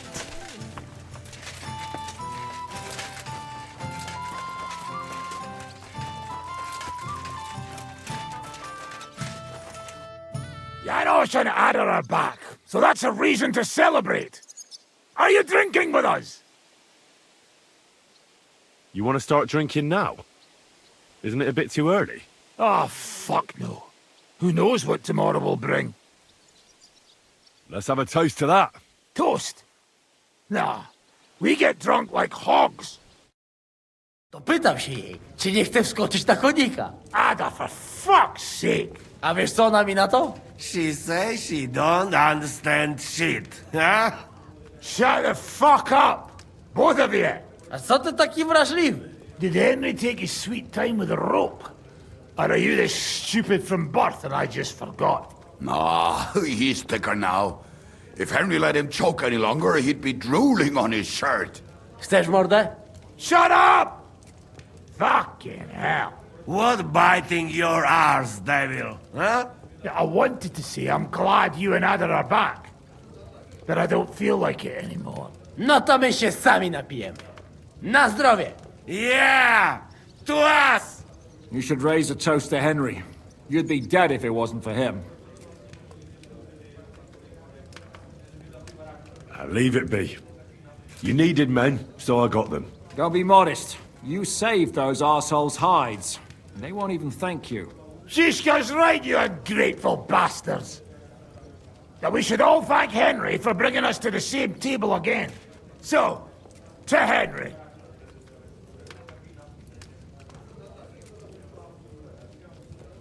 To me, then. May he live long, and longer for every drink. Ah, how you drink, he live forever. Want a punch in the snout? Don't start, you pair of cocks. To Henry! To Henry. Za tę śliczną cycatkę z łaźni. Only them? You have more, no? Tell us about it, Henry. What happened?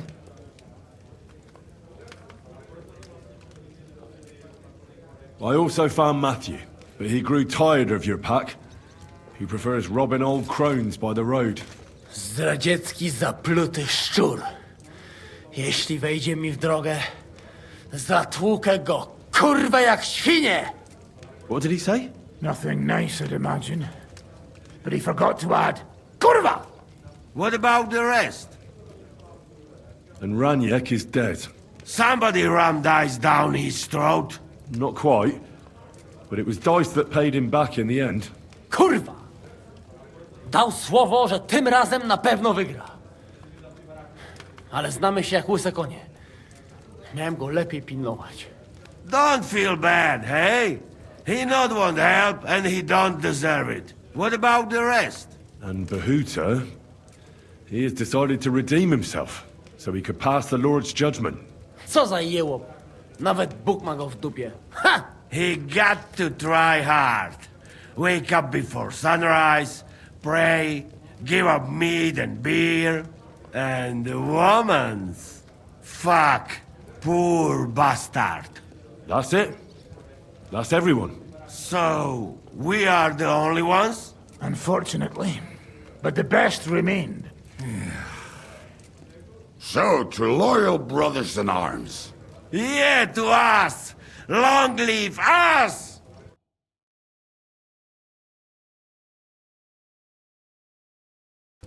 W moim ogródeczku rośnie różyska. Napój mi, Maniusiu, mego kunicka. Nie chcę, nie napoję, bo się kunia, kurwa boję. Bo się kunia, kurwa boję, bo mi jeszcze młoda! Nice. We also have one like that. To teraz ty, młodzieniaszku, dawaj! What did he say? He say you sing now. I'd be delighted. Underneath our windows, water flows so clear. Take my little horse there and water him, my dear. I won't water him, though. No, I can't anymore. Cudownie! Pięknie! Henry, my friend, Janusz love you. A mnie nie? You most, my sweet other. No to wypijmy za to! What did he say? We drink to that. Of course we'll drink. Two last drop, Henry. That is the way. You tell us some story, eh? Fellas,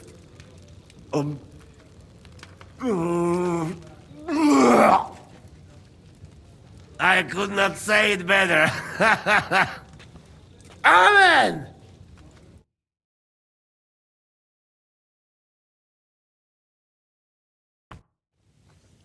Oh, kurwa. I feel like shit.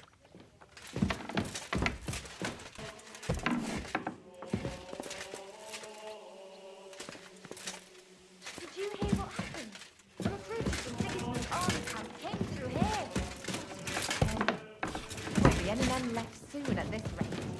Then they'll start taking women as well. You'll see.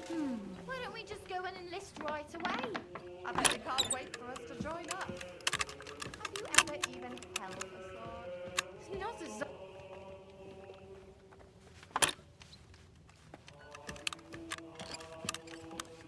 Here we are. Good.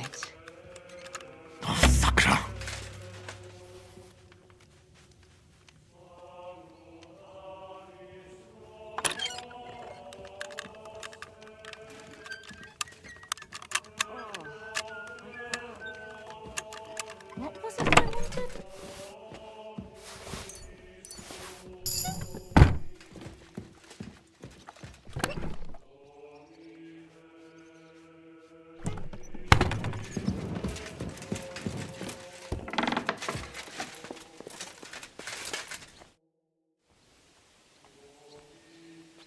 Your hand cannons have done us more harm than good. But we shot that mare beautifully. The devil himself couldn't have aimed any better, and he's skilled with hand cannons. How long have you been a warrior? I was supposed to be a carpenter, but the job wasn't for me. Most of the time I couldn't even hit the chisel with my mallet. Then I lost my master's money playing dice, so I had to run away. Then I came across a group of mercenaries, and they hired me. Once I got a taste of money, I chose to stay. So, it's been a while now. Who taught you how to fight? No one. I was absolutely awful. But I could drink their command under the table, so they let me stay with them. I learned the rest as I went along. That commander, was it the devil? No. I only met the devil later, with another band. I've been through several. Once they stop paying, or you run out of things to steal, it's best to go and try your luck elsewhere. That's exactly what happened when they captured the devil, isn't it? The band broke up. More or less, but I think he understands. You see? That's mercenary honor. What honor? Exactly. There is none. Why were you the only one of your band who tried to save the devil? I don't think I could sleep easy if they actually executed that old bastard. Fuck, I know the devil better than I know my own old man. And he still owes me groschen from our last raid. And I take that seriously. How do you know Žižka? I think I know him from the ambush near Prague. Who did you ambush? His men actually ambushed us. Actually, the outcome was quite similar. They jumped us at a bend. Before we knew it, blood was spilled. They killed our whole band. I was the only one to survive. Just you? How so? I was so fucked up that as I cocked my crossbow, the bowstring broke off and slashed my hands. And you still have both of them? Saint Bibiana must have been watching over me. My gloves came off, revealing bloody gashes on my palms, like Christ himself. I reckon they had fun watching me jump around, curse and flail my arms. So they kept me. I kept that bloody bowstring for luck. Earlier you mentioned a bunch of peasants taking up arms against Sigismund. Aye, a bunch of villagers. But they might be onto something. How are they trying to fight Sigismund? Do not imagine anything too grand. Mostly they are just trying to survive. Some time ago, they raided a supply caravan heading to Sigismund's camp. Then the very same supplies turned up with the hungry families in Miskovitz. They are doing a good job. But if they keep stepping on Sigismund's toes like that, he will go after them, and soon. We could use a band like that. I agree. But Žižka was against it. You saw it yourself. I promised I would not look for them. So, what are we gonna do? Well, I'm not going to break my word. But you did not make any such promise, did you?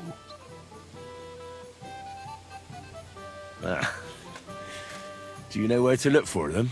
From what I know, they mostly hang around Miskovitz. It seems they use a secret password to recognize their own. Password? What password? Fuck. What was it? Ah, I remember. The fox is in the henhouse. How did you learn their secret password? When Dry Devil's band broke up, I was looking for a company to join. Then this one time at a tavern, there was this scrawny, drunken loudmouth going on about the peasants' revolt and shouting out the password for all to hear. Some old woman from Miskovitz slapped that lad so hard his chin hit the table. Right, so I'm supposed to look for a scrawny, drunken loudmouth. We have plenty of those already. I reckon you ought to talk to the old crone. I have a feeling she might be the way to get to that. Try telling her the password and see what happens. All right. I hope I won't get slapped too.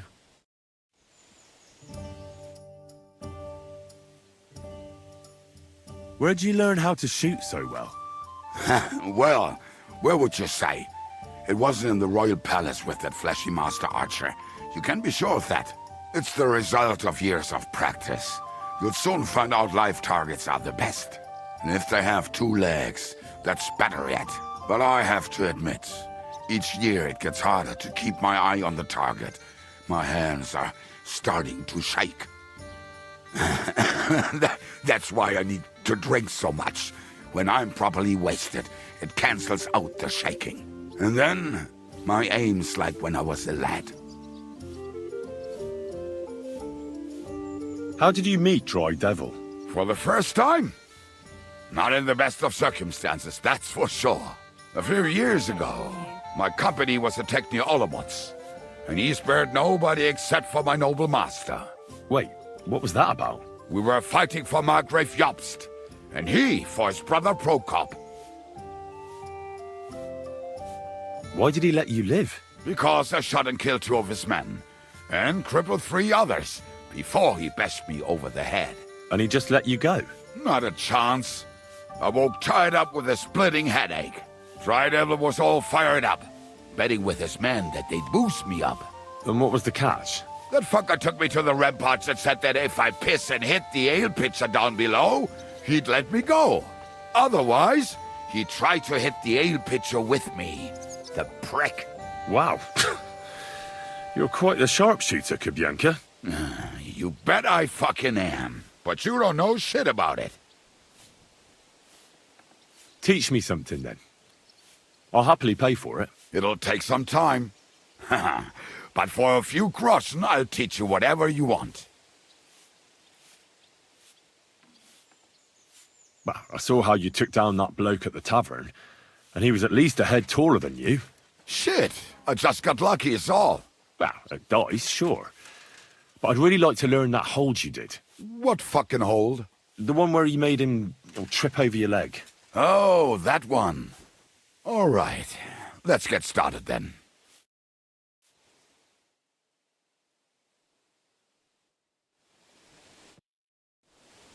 I'd like to learn... It'll take... but for... I saw you shoot. You're bloody fast. I don't get it. What's your secret? Why, that's easy to learn. It's just a little trick. And then years of practice. Show me, then. All right. Let's get started, then.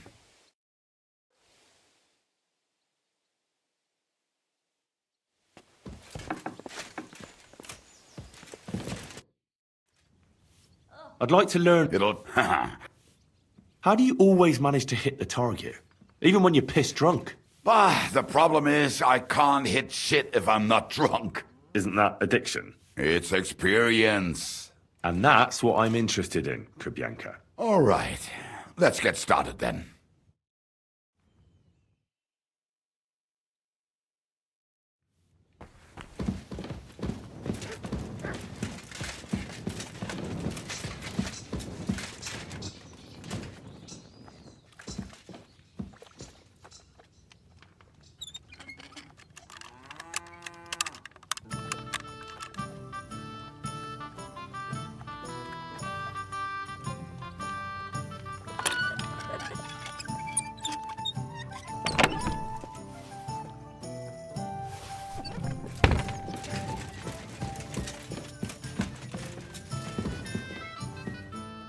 Jak tam się czujesz? Główka cię boli? Nie martw się o to. Kto pije ze mną i Janem, zawsze ma ciężki poranek. As you say.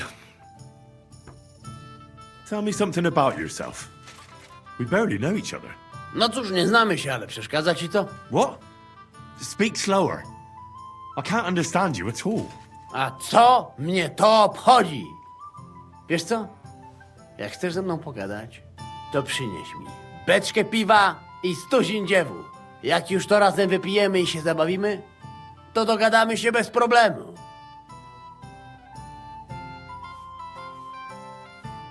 I'd like to get better with a saber. Do you have any advice for me? Tylko jedną, przyjacielu. Tnij tak szybko, żeby wróg nie zdążył zrobić uniku. I staraj się stać trochę bokiem, żeby nie dało się łatwo w ciebie trafić. Ale przede wszystkim nigdy nie zaczynaj ze mną, bo zrobię z ciebie ścieczkę. Well, thanks then. Even if I don't know what for. How is it that women throw themselves at you? To dar od Boga, Henryku. A może to dlatego, że mam takiego dużego kutasa. Ale mam dla ciebie jedną radę. Jak już zbałamucisz jakąś niewiastę, to spróbuj sprawić jej przyjemność swoimi ustami. Będzie cię bolał język, ale zobaczysz, jaka ona będzie zadowolona. Well, I didn't understand a single word, but I'll take it to heart.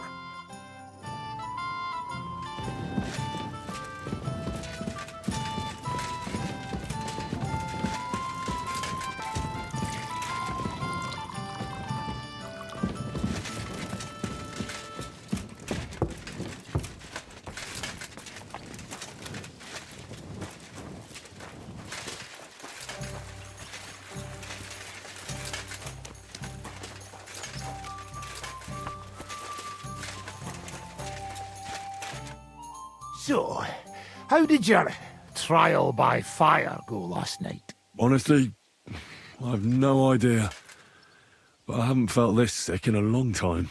Aye, well, Janos and Adar didn't spare you. But usually they only drink someone under the table like that just once. You always drink like that? Almost always. The mornings are hard, but at least you clear your head. And often your stomach, too. So what's next, now that your band is back together? Well, I've got Kubienka, Adar and Janos.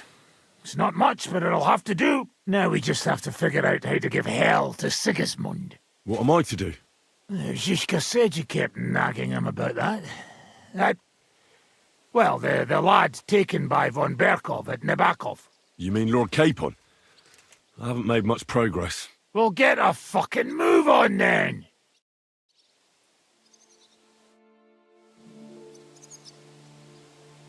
Why did they want to hang you? I reckon my face bothered them. More likely they're pissed off I'm not a hypocritical fucker like they are. And that's a reason for execution? Unlike the hypocrites in the League of Lords, I'm not ashamed of what I am. I know they call you Dry Devil. Aye. They call me a lot of things, laddie. And that's what rankles the Lords, that I'm getting rich at their expense. And that's some fucking fat loot they stole from the king. So you're on the king's side? I'm on the side of whoever pays me, lad. And I'll tell you one thing. I've never gone back on my word. My noble word is my oath. Unlike that of bastards like von Bergau or von Rosenborg. Have you been at war? Aye. I fought in Moravia, and I'm still the hetman of the royal city of Znaim. You're just a yokel. So you hardly know what's been going on in the kingdom these last few years? You're an experienced warrior. So teach me something. Not a damn thing, lad. Not unless you pay me well. But first, bring me some good wine. All right. Here you go. Ready. What is it you want, then? I need to improve my sword-biting skills. Then sword fight, damn it! But the main thing is not to soil your braze, no matter who you're up against. All right, then. I'll show you a few devilish tricks.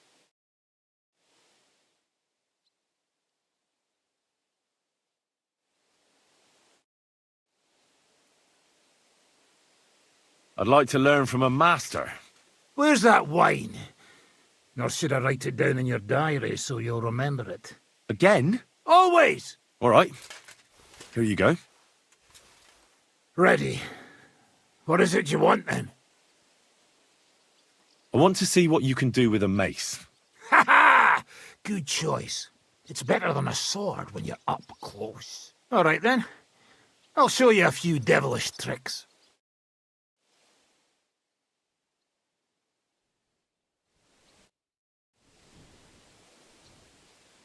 I'd like to learn from a... You got that wine for me? All right. Good lad. I need to get better at defending myself with a polearm. That weapon's not worth shite. Well, except in a few cases when it's saved my skin. All right, then. I'll show you a few devilish tricks.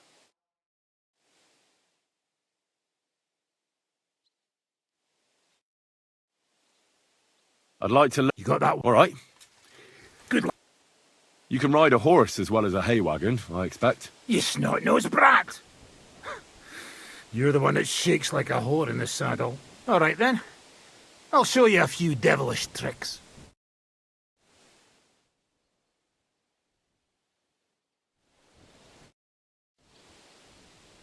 I'd like to learn a new combat technique.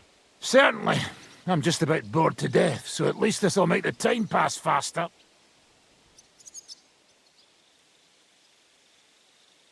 Today, fighting with a longsword is in fashion.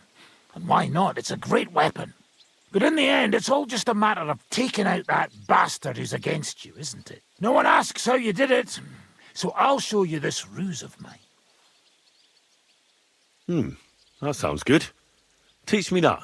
All right, as long as you're not all thumbs, we'll get through this quick. There's nothing complicated about it. See, all you need to do is, during a deep thrust, to unexpectedly drop your right hand from the sword, and then you can get much further with your left.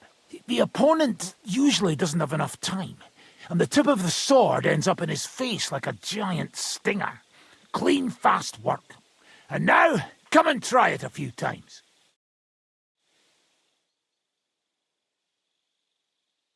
Well, good. I'd like to learn a new combat technique. Why not? If you're a good lad, I'll show you one of my best tricks with a sword. Or how to quickly send the bastard who's against you to the devil! But it can only be done with a sword. And what's more, you can't have a shield in your other hand. That sounds good. Teach me that. Of course. I knew immediately that would lure you in. The main thing is to attack from above. To quickly catch the opponent's wrist and push the edge of your own sword over his blade, so it's under his neck. If you do it right, I reckon I don't have to tell you what comes next, do I? And now, come and try it a few times. Well, good, eh? I'd like to learn a new combat technique. Why not? I've seen you fight, and you could be a bit more direct, my friend. Just forget about what it looks like, you get me? I'll show you how to take out your opponent without slitting him open from his neck to his arse. What do you say? That sounds good. Teach me that. Aye, I can see you like longswords too, eh? So listen, the trick is about speed and surprise. After stabbing with the sword, you immediately turn it around, and while sliding, you strike the sword's pommel forward. If you do it fast enough, the opponent won't have time to move, and you'll hit him right between the eyes. And now, come and try it a few times.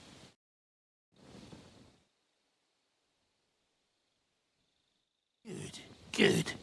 You could be bloody damn good, if you don't get killed first.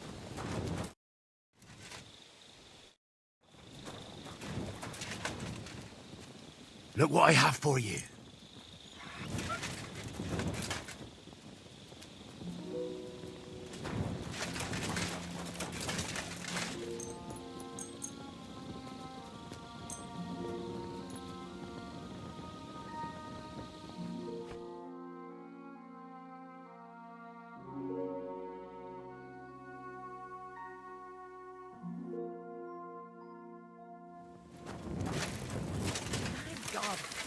furry mutts.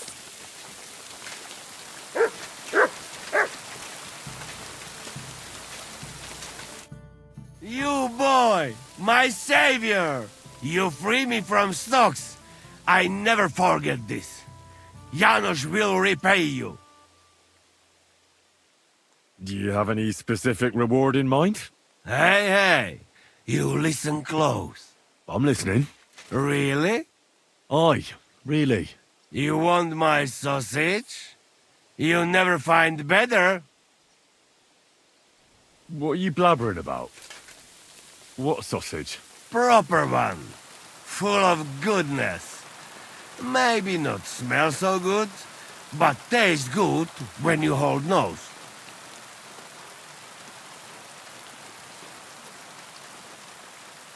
Please tell me you're talking about food.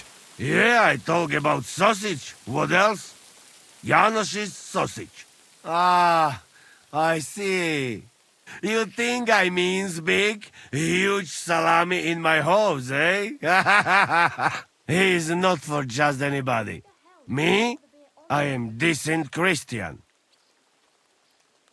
I'll take it. You will not be sorry.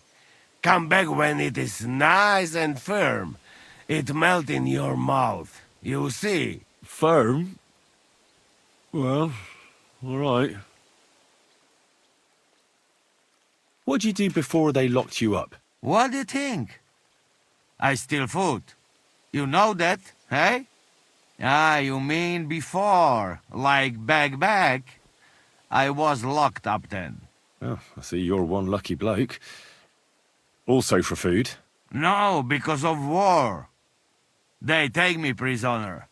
Want to chop my head off, but then find out I am a cook. You're a cook? No, but they not know that. So they lock me up in Castle on Rap. And what did you cook for them? Sauerkraut? Lucky there was Serbian cook there. He teach me everything. If you no have blue blood, being cook is not bad, eh? And how did it all turn out? Cook catch plague and die. Me? I escape back to Bohemia. Teach me something then. Maybe it'll come in handy. It will take some time, but you give me few groschen, and I teach you what you want. What about that axe of yours? Show me a few tricks with it. That is not just axe. That is fokosh. Belonged to my grandfather. Really? Nah, I make fun. But where I from, even old women's carry in basket. It wild place there. Interesting. Teach me to fight with it. We start.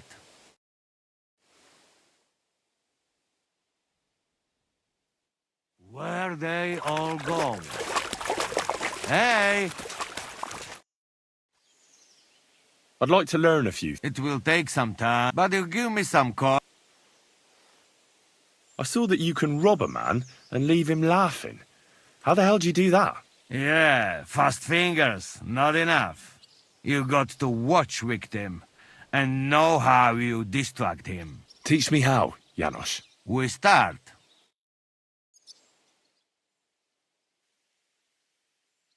What is this?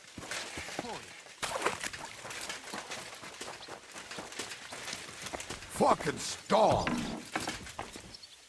Yeah, it's foul. Why? I'm sorry. I wasn't paying attention. What would you like, friend? What do you have?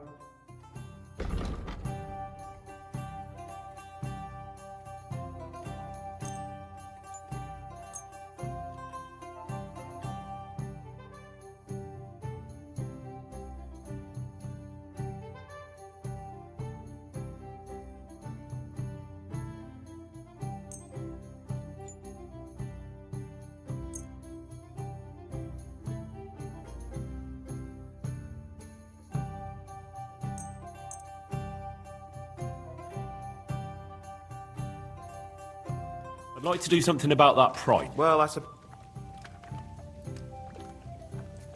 Aye, you'll convince me with that price. I'm glad you found what you were looking for, sir.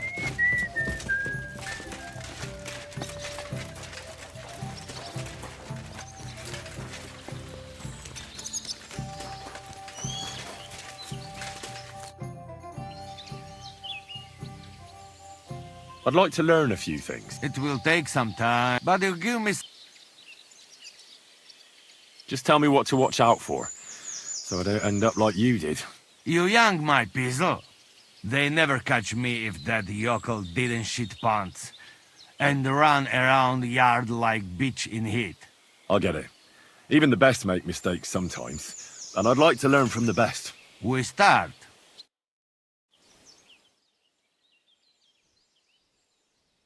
Shame there is no hops growing here.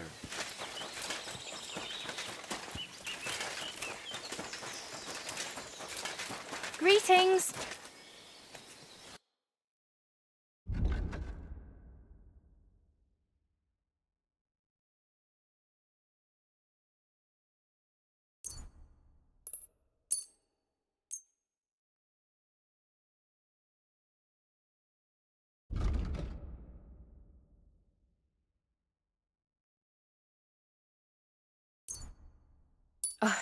Maybe next time then, sir.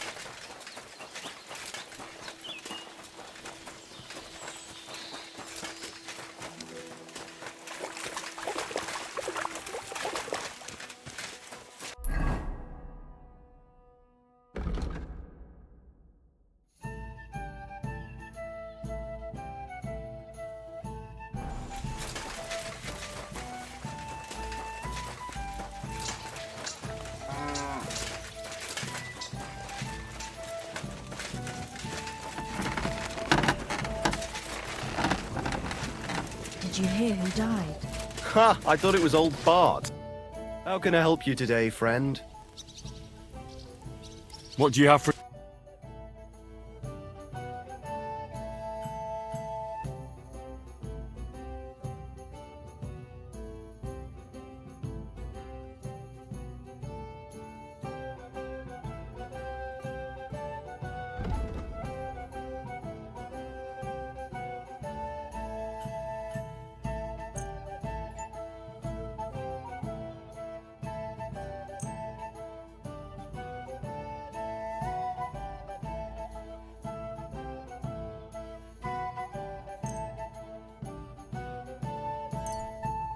Thank you, sir, and come again.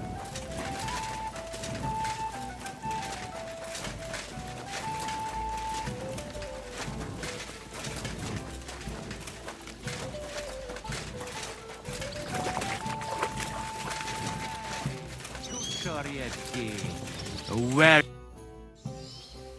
I'd like to learn a few things. It will, but you give me some... Teach me a few of your cooking tricks. Christ. I don't know where to start. It's not that easy like it looks, eh? Nothing beats good roast meat. Start with that. All right, that will do.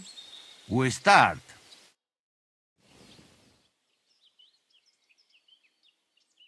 Were they all... You told me to come back for sausages. So here I am. No hurry, eh? Sausages not grow on trees. Come back when they're ready.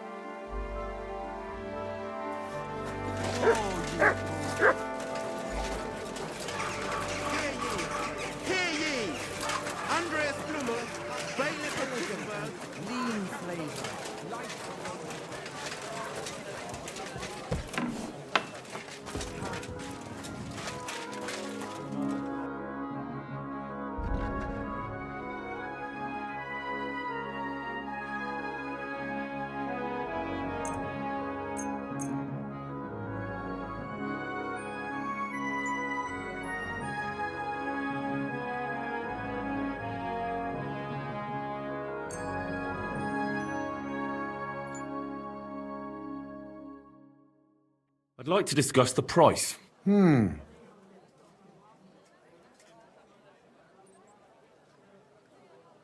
Sehr gut. I can agree to that. Danke, das war ein gut...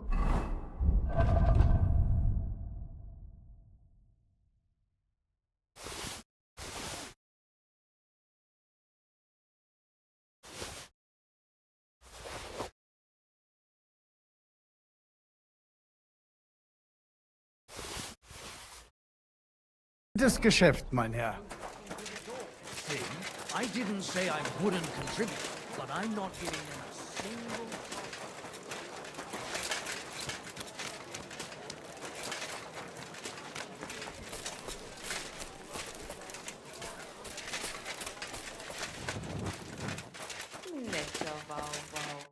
Was möchtest du, mein Freund? I'll have a look at the wares.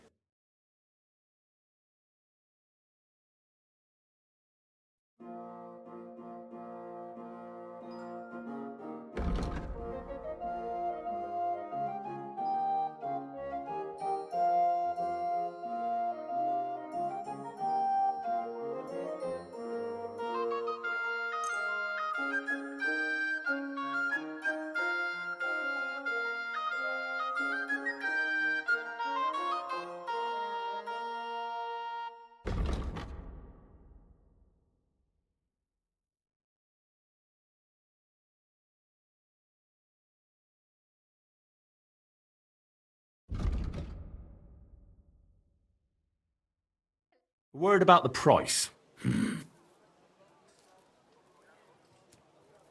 Ja, das ist gut. Finally a good price. Danke und viel Glück für die Zukunft, mein Herr.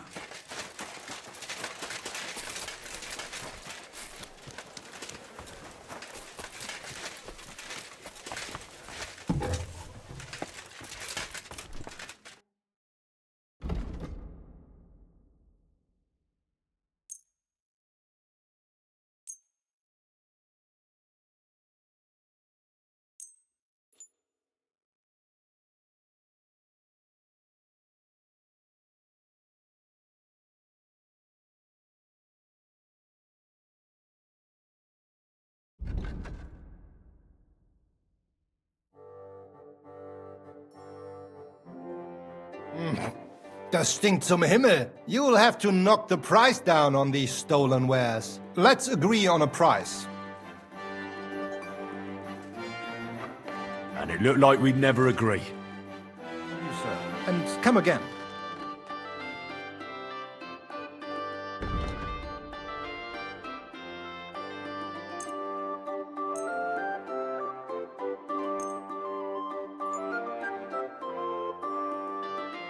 I'd like to discuss the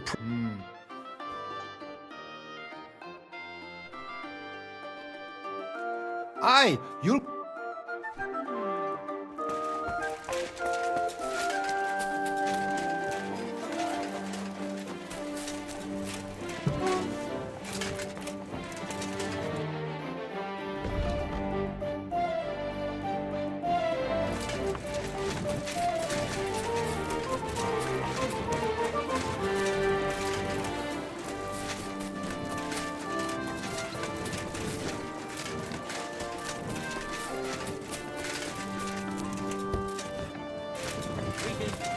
I was just about to close up shop.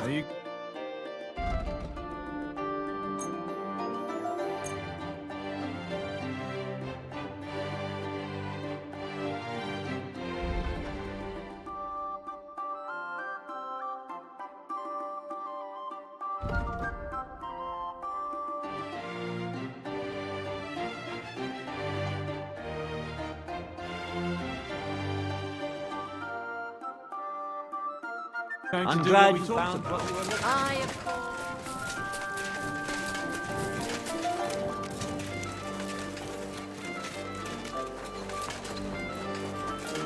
Careful.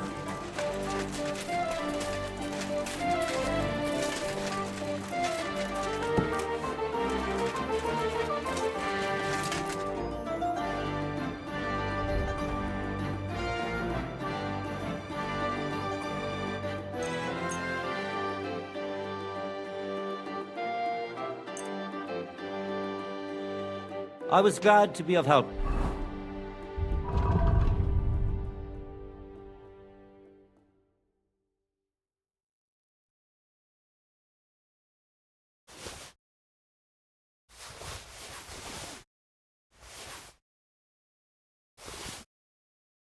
Dear good sir.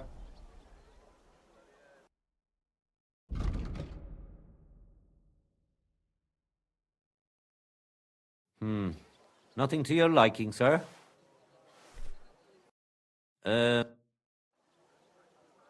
Would you repent?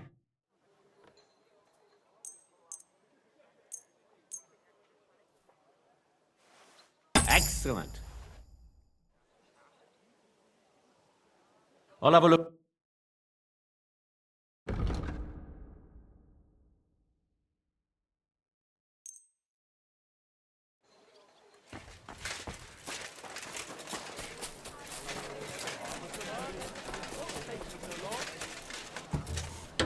Welcome! You're here just in time. I was getting ready to... Good afternoon. What do you have for...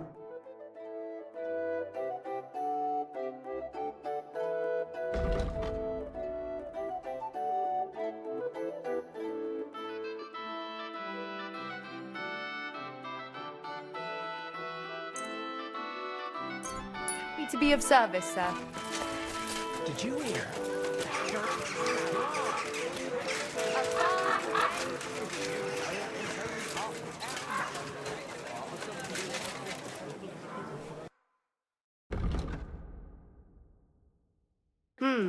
Nothing to your life. Send it in there. What are you talking about? When to see? Oh, but he threw me out. Iron wares, knives, rivets!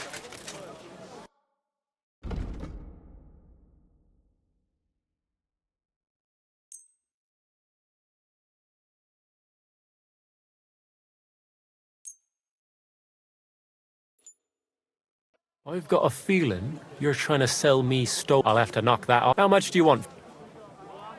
We've got enough to go around. Anything you need. You see? I knew. True enough. I need to pay the tithe. What do you have?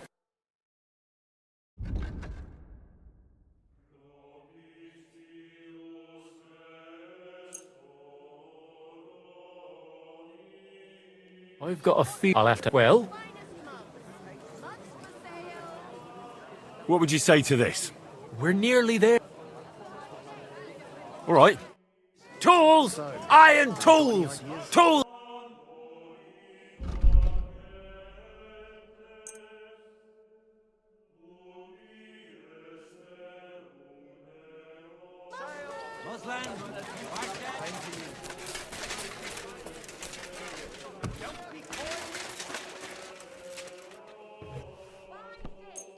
Ausgezeichnet. Du hast ein gutes Geschäft. Show me.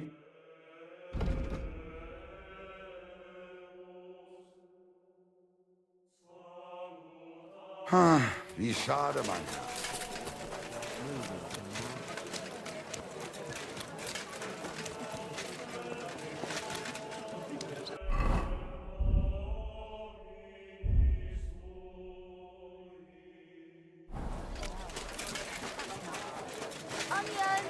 Garlic! For sale!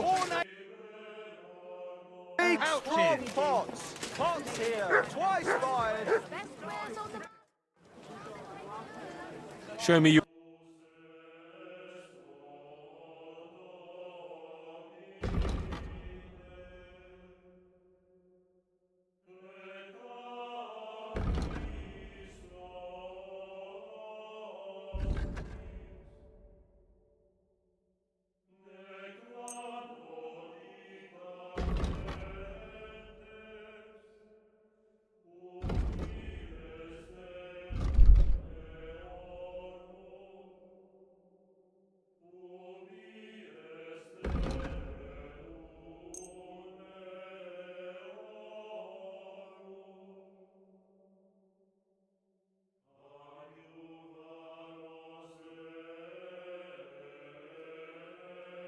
I'd like to discuss the price.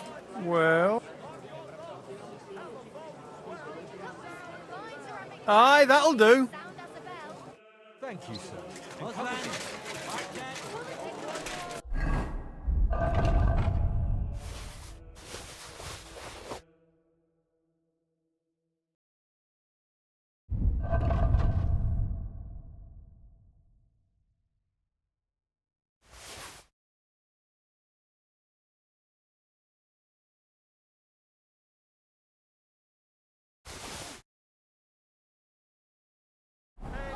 Radish!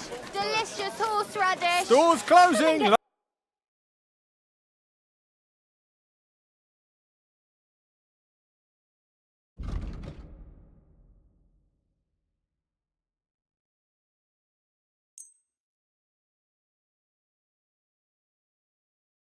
I'm glad you found what you were looking for.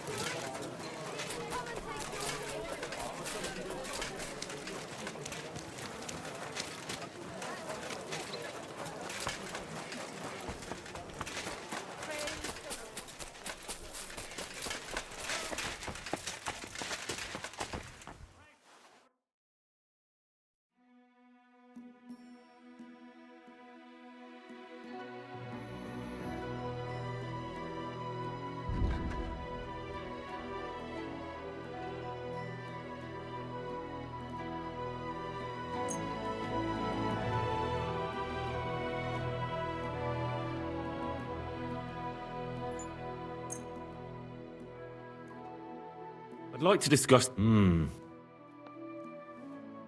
see? I was glad to be of help, sir.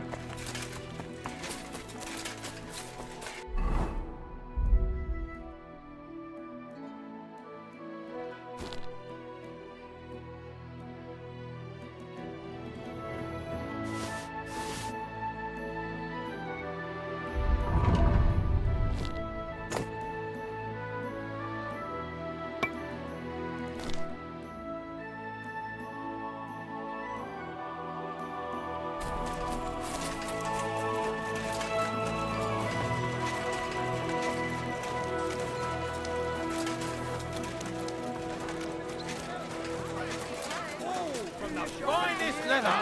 Flatbread!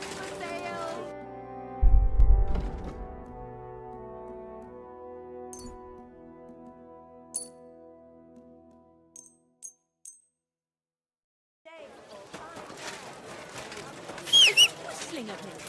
I'm not interested. Fine wares! Pancakes! Bread roll!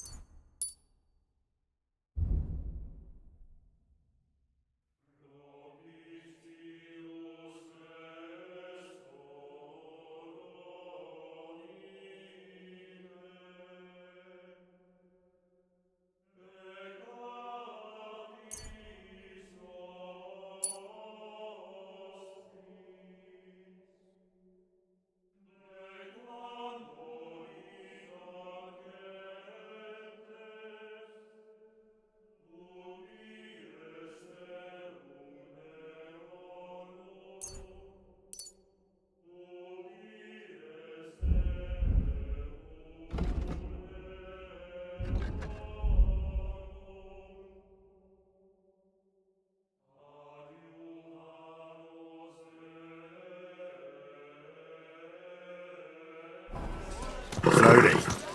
Nice and slow. Whoa, whoa.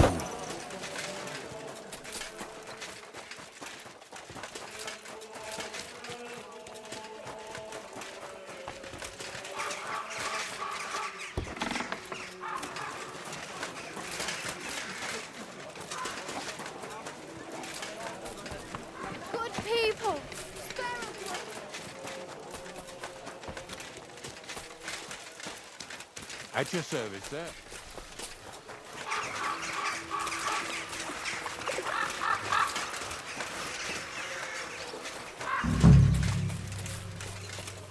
Who are you off to see, smelling like that? Hey, what the hell are you poking around here for? I'm Henry. Your lord's expecting me. Ah, so you're the one. He did mention you, that's true. I'm sorry for being so harsh with you, but we were attacked recently, as you probably know. So we're a lot more cautious now with strangers hanging around. Well, I understand. But I need to speak with Lord Ruthard as soon as possible. Of course. Follow me. Well, we're here, but you'll have to wait a while. As you can see, Lord Ruthard has an important visitor, and it seems they haven't finished yet. I understand. And what now, Martin? Did you speak to Jerome Naz? Will he support us? He won't. He lent a lot of coin to Sigismund, and now he's stuck with him. Sakra. He's scared. As soon as he does anything to upset him, Sigismund will denounce him as a rebel and right after dead. Damn it! Has all his counting groschen not left room for a grain of common sense in that head of his? Jerome is a vain man. I'm sure he's pleased when the Hungarian king himself listens to him. He was boasting that he'll be in charge of some church talks in the Italian court. There's no way we'll change his mind. But you've been to see other councillors too, haven't you? Have you any good news from anyone? Unfortunately not. Some of them are beholden to Sigismund for their office, and some are worried about ending up, forgive me, friends, like you and Peter of Pisak. Christ above! That's exactly what Sigismund wants. To divide us, to paralyze us with fear. Divide et impera. God knows, that ginger fox is a master of dividing and conquering. You are absolutely correct, my lady. Especially when everyone can see your problems. I've heard that Mintmaster Vavak is still putting pressure on you. The devil take that bastard! He had the gall to blackmail me in my own home. Gentlemen, and my lady, sorry to interrupt, but I have some new tidings about our Mintmaster. I've heard about his crimes against the Crown, and it's no trivial pilfering. Are you sure the accusations are true? I've got proof of everything. Ha! God bless you, lad. Finally, some good news. It seems that this young man came to brighten my day. Who do I have the honor of addressing? Martin, this is Henry, our ally from Liechtenstein. Henry, this is Sir Martin Oderin, Lord of Rabosh, a loyal supporter of King Wenceslaus, as no doubt you've already deduced. Sir, my friend Godwin gave me a ring for you. He said you'd help me if I needed it. Godwin? Really? Well, you choose peculiar friends. I'm not sure what you mean, sir. Godwin shouldn't be giving away what isn't his. But I'll help you if need be, although not on account of that ring. Sir Kunslin. Shimek? What's going on? Mintmaster Vavak is heading here with an armed cohort. Right now?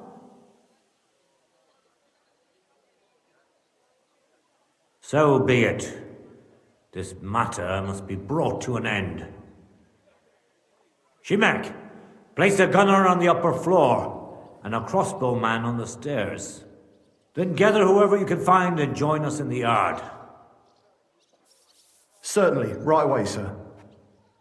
Henry, we're counting mainly on you. I hope your findings are worth a dozen armed men. 100 at least, sir. You'll see. I'll help you into your armor, Papa. But quickly, and then go to your chambers and lock yourself in. What? I'm going with you. No. So go to your room, take your precious crossbow, and if things turn out badly, shoot any of Vadark's whoresons who stick their noses through the door. If something were to happen to me, you're the next in line in our family. Don't forget that. I love you, Papa. God Almighty, hold your protective hand above us.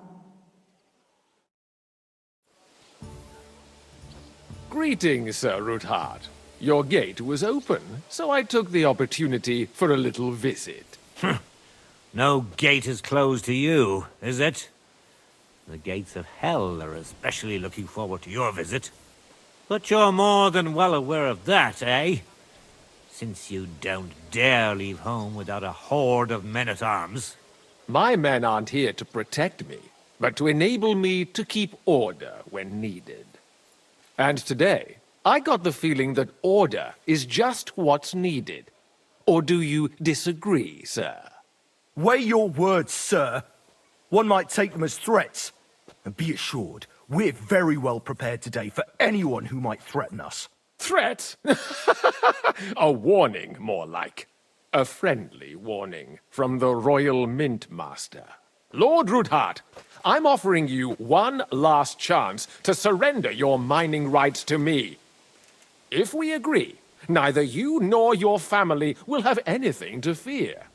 If not, the king will hear of the serpent you nurse in your bosom. And this time, you'll lose not only your fortress, but also your honor and status. Enough! Do you think you can insult me in my own home? Do you imagine you could do as you please, just because you have Sigismund's favor?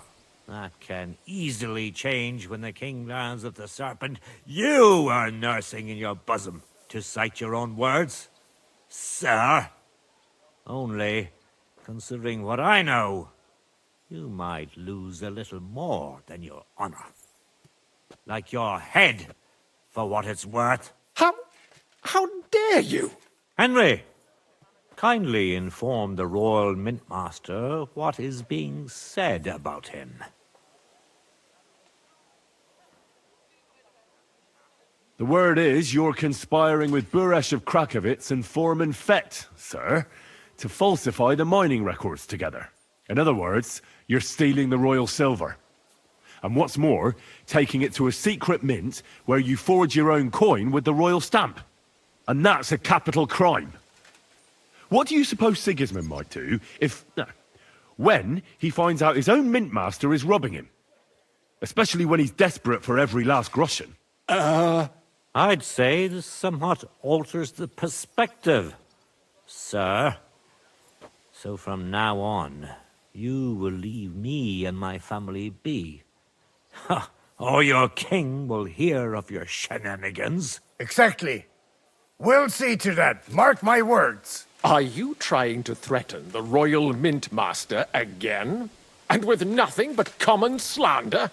You haven't learned much since the last time.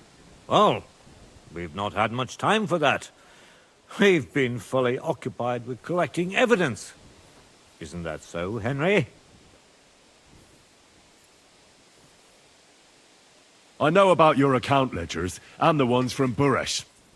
The real ones, that prove how you carried out this fraud. You've made up those books. Or do you actually have them on you? Of course not. Do you think we're completely stupid? We've got copies here. The original books are safely stashed away out of your reach. Exactly.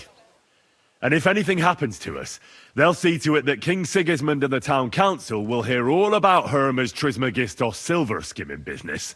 So, do you want to chance your luck, or come to an agreement? Captain! Sir! This matter is an internal affair of the Crown and my office.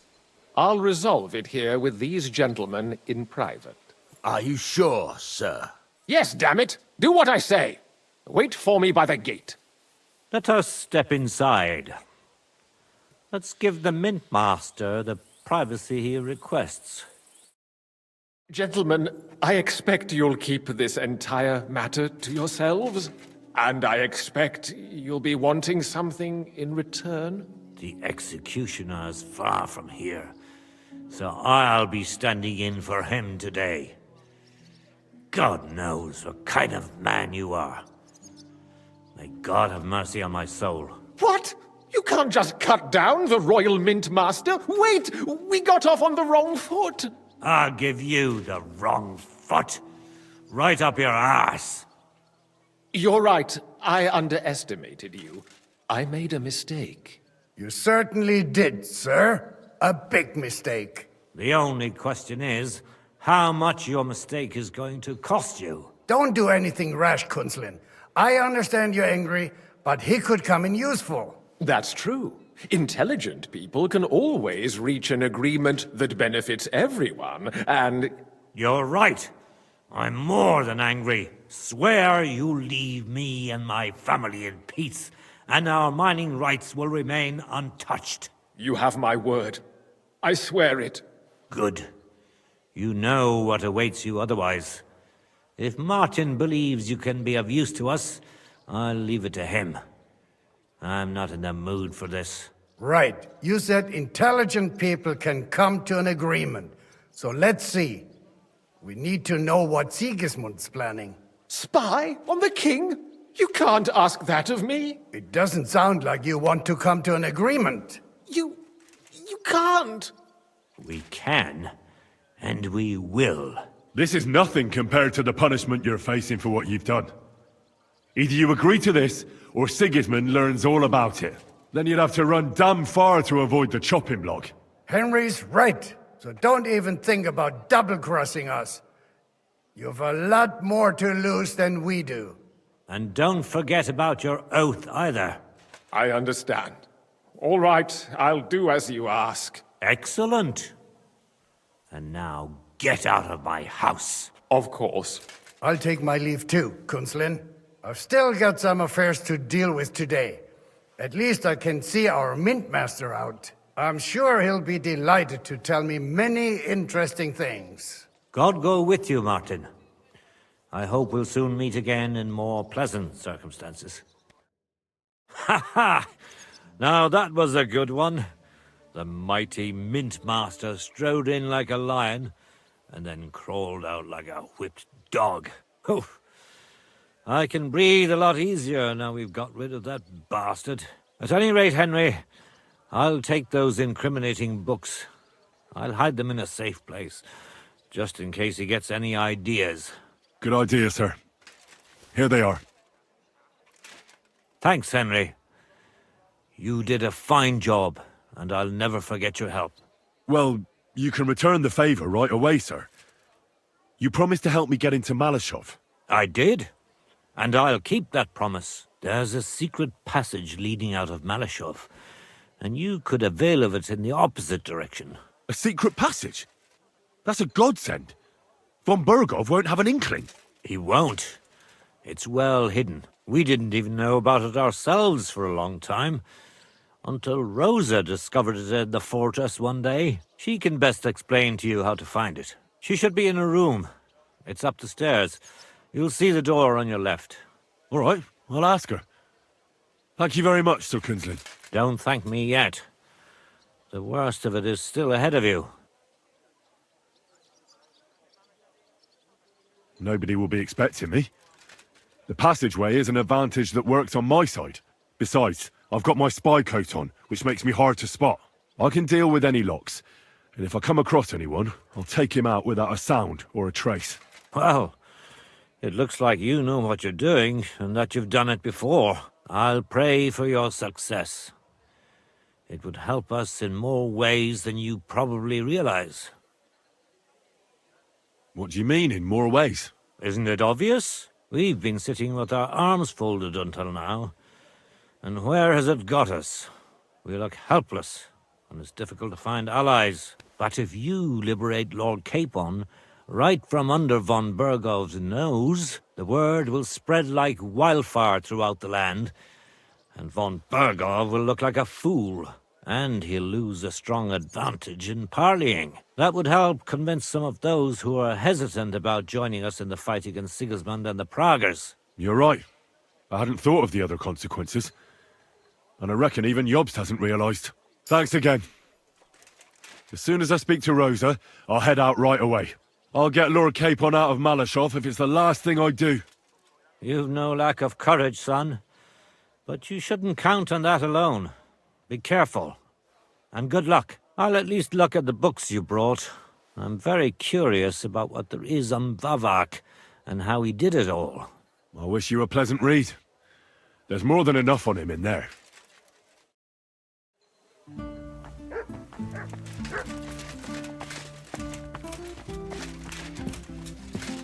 I've got a feeling you're looking for me, Henry. Your father sent me. So I can tell you how to get to our fortress. A task for the lowest lackey, wouldn't you say? Well, you don't need to answer that. Right, yeah. That's exactly why he sent me. But how... What are you staring at? Do you think I was born yesterday? I was listening to you from the top of the stairs. So, this passage, it leads to the cellars, but the outside entrance is hidden underground in a forest, not far from the castle. You can find the exact place if you know where and how to look. Is it in a cave hidden behind a waterfall? Well, no. But it would be nice.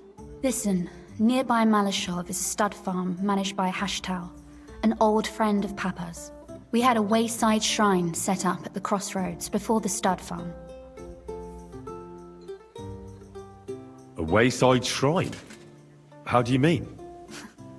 Are you a Christian at all? Never mind. It's a big white column.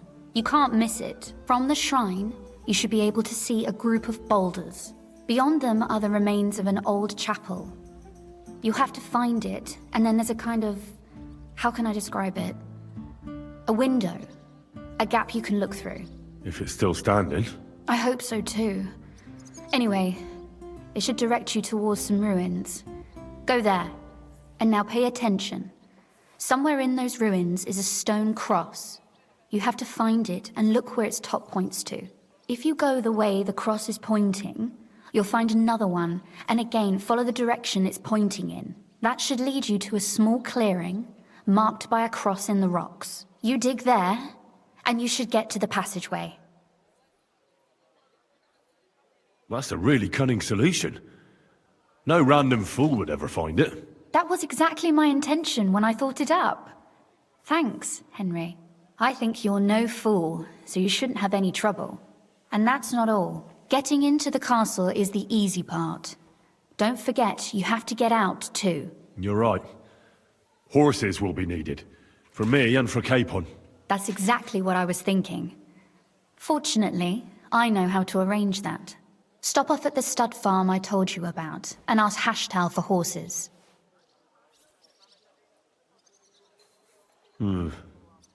Where's the catch? No catch. On the contrary, please tell Hashtal that Papa is still paying for masses for his dead father, as agreed years ago. And even if he's not too keen, tell him we'll pay him for the horses. You got it well figured out. Thanks. Don't know how I'd manage without you. You've done plenty to help, and now it's our turn. Papa said something like that, didn't he? You know, you might not be aware of it, but you saved us from a mountain of trouble. Papa would never admit it, but alone, we wouldn't be able to resist the Mint Master for long.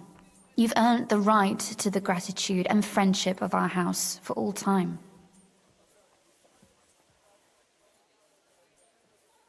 I'm glad I could help you and your father. The pleasure is ours, but tell me, would you do it if you didn't need our help in return? My lady, I'd help you any time. Truly? In that case, you certainly won't refuse my request for a little... service? But you mustn't breathe a word of it to anyone. Understand? I'm listening. I wanted to ask you, since you're going to be at Malashov, if you could bring me something from there. And what might that be? A book. It has great value to me, and I was starting to worry it would stay there forever. But if you're going there now... And what book is this that's so important? It's hard to explain to someone uninitiated in the mysteries of writing. What do you mean, uninitiated? I happen to know how to read. Really? Mea culpa. You are full of surprises, so if you do find the book, you'll be able to read it. Well, yeah. That's the way it goes with books. In that case, I'm not going to make it easy for you. If you'd like to know why it's so important to me, you'll have to find it first. Fear not, my lady. I'll gladly tear the entire fortress apart to find that book for you. Restraint, valiant knight. I value your determination, but this way would give yourself away immediately, and I'd remain without my book. Find it nice and quietly, then come back. Your wish is my command. It shouldn't be hard. The book is bound in scarlet leather and inlaid with gold. You won't find many like such there. And take this, so you don't get lost in the fortress. Thank you. It is quite possible you won't get back to Malashov again. So don't forget about me. And Henry, be careful.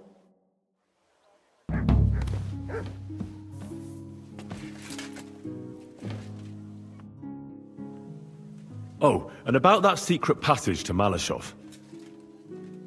How did you find that secret passageway back then? I'm glad you ask, because it's a really interesting story. It all started when I was 12. One morning, I found a bat nailed to the Malashov gate. Peculiar, eh? Not really. Bats are creatures of the night. They flit around while good Christians are asleep, often carrying out the will of witches, or even the devil himself. But a bat nailed up actually repels all evil, and protects the house against sickness. Well now, I have to admire your knowledge. That's exactly what the chambermaid told me too. The thing that I was most interested in was where they got that bat. You know, I was awfully inquisitive back then. Embroidery wasn't exactly my passion, and Papa forbade me from riding out into the woods, so at least I explored the fortress from top to bottom. I know all about that. Not that I ever embroidered, but Pa never let me stray too far from home. Parents have no understanding for the adventurous soul, do they?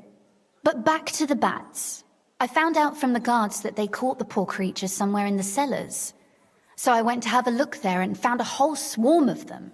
I followed them for a while, and I noticed that in one corner they simply disappeared into a wall. Strange, isn't it? I was full of curiosity, and I talked Papa into having the wall demolished. I remember there was even a priest there at the time, and he wasn't at all happy about it. He was afraid we'd dig into hell. But as you probably guessed, there was nothing behind the wall but a passageway leading off into darkness. My word, you're right. That is a really good story. And I didn't expect that ending at all. You're really sharp and hard-headed when you latch onto something. Well, that's something I admire. Hard-headed? Aren't you a bit impertinent? I'd rather say determined. Why did your people mark the passage from outside? Papa came up with that. He said one never knows what might happen, so I thought up the idea with the crosses. Why do you ask anyway? Would you rather search all over the woods for it? No. It's really smart. And very convenient for me. Thanks again. Have you ever used the passage? No, it's never been needed. Thank God. But everything is ready there. There's a strong door and a ladder that we can pull up behind us. That ought to give us enough time to get to the end and dig our way out. Sorry, I've got a bit lost in all this. How did you say I can find that passageway? I've told you already, haven't I? Have you really forgotten? Or do you just enjoy talking to me so much? At the crossroads near Hushtal's stud farm is a wayside shrine. Nearby is a group of boulders by the road. Behind them, you'll find another chapel, an old one. When you look through the gap in it, you'll see ruins on the hill opposite. Go there and look for a stone cross. Go in the direction that the top of the cross is pointing until you find another cross. Again, carry on the way that the cross is pointing, and you should come to a small clearing, where there's a cross in the stones or something like that. I can't recall exactly. Sure. And there I start digging. Got it. Thanks. And don't forget to take a torch. It'll be dark in the passageway, obviously.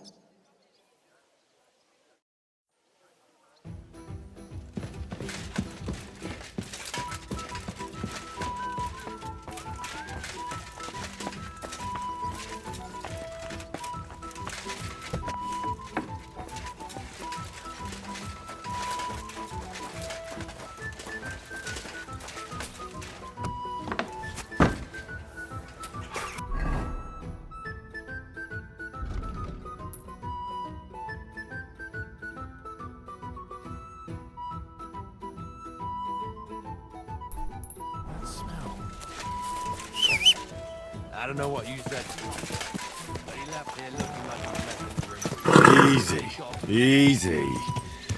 Nice and slow.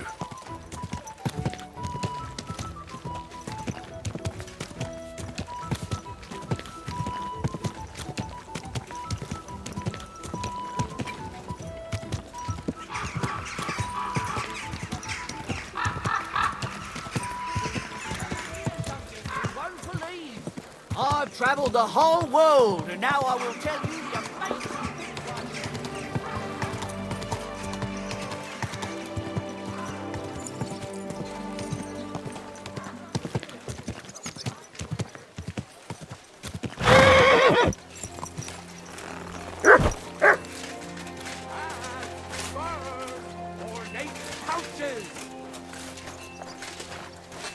Who are bless. you off Same to to you. see?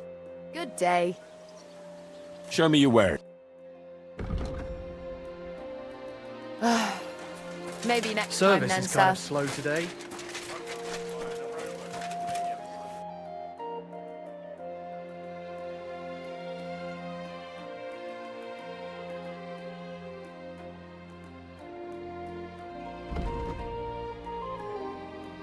Huh? Nothing to your liking, sir? I don't like to lose. We were up to our knees in a river of shit. That's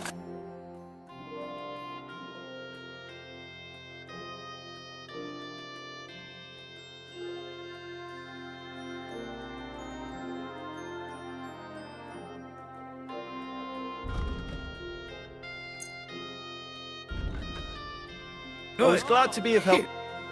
maybe I'll buy one too. We could start a I need to get my horse scrubbed down and its tack cleaned. I'll get right to it, but it will take a while. Coin up front. I'll pay. Here are your groschen. Thank you very much. Now then, where is this beauty of yours?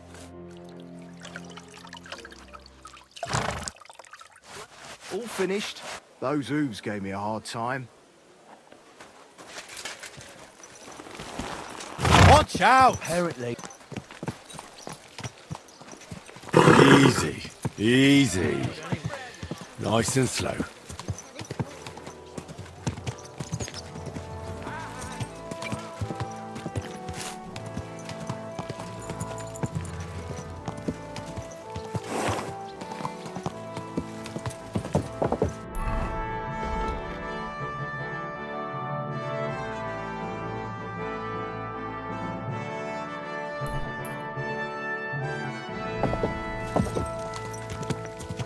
Ka!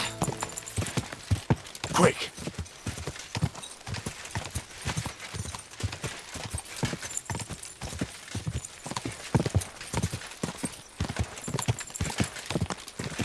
Quick!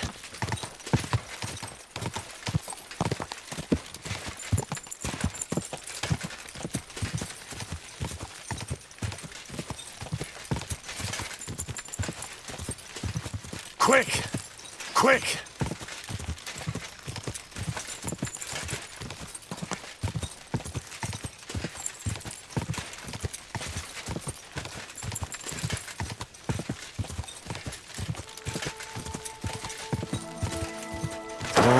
Whoa.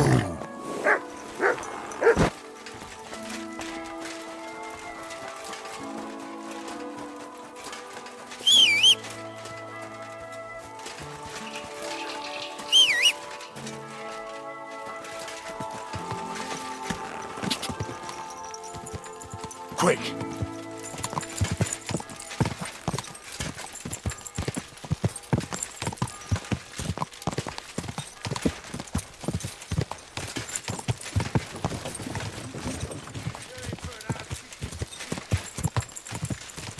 Go!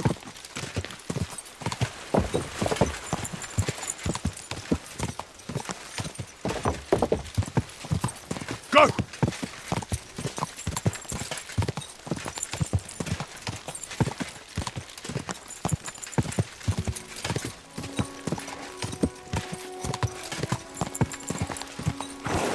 Whoa, whoa.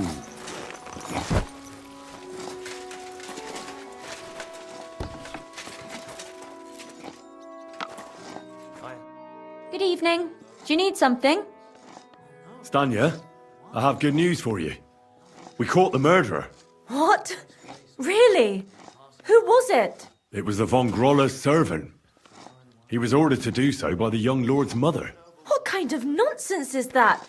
I don't even know her. That doesn't matter. She thought you were consorting with her son and decided to kill you. But I hardly even talked to him. But thank you. Now maybe I'll feel better. I won't wake up at night thinking I hurt someone. I won't feel those fingers around my neck. Christ. There'll be nothing nice left here at this rate. Don't worry.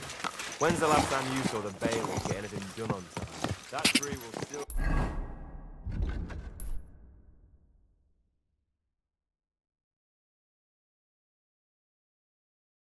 be here long after. Quick! Go!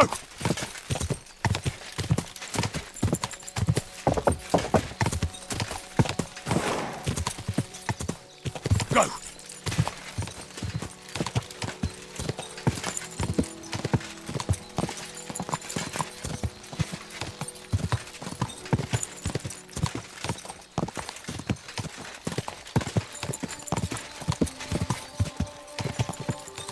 Ka!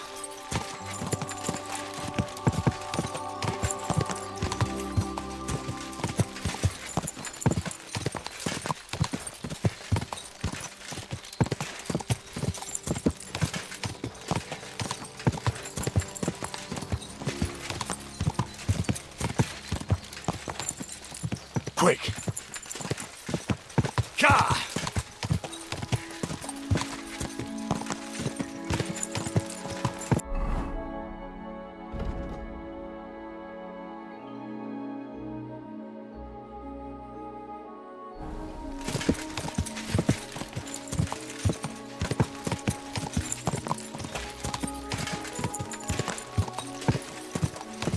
Quick! Go!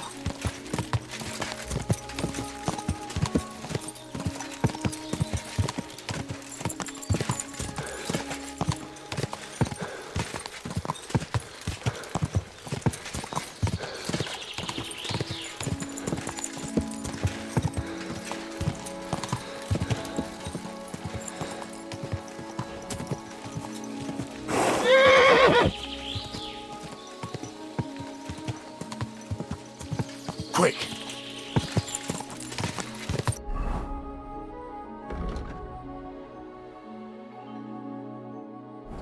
Whoa, whoa.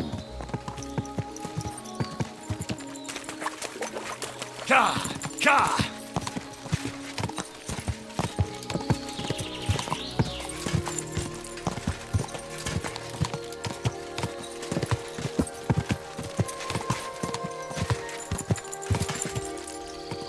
Go! Ka!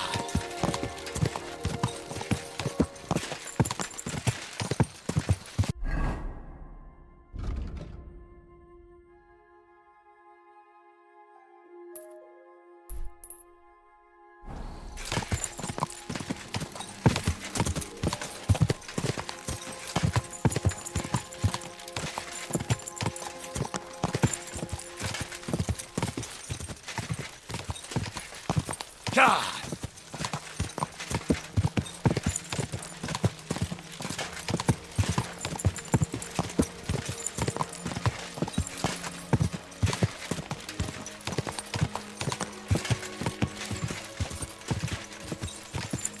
God!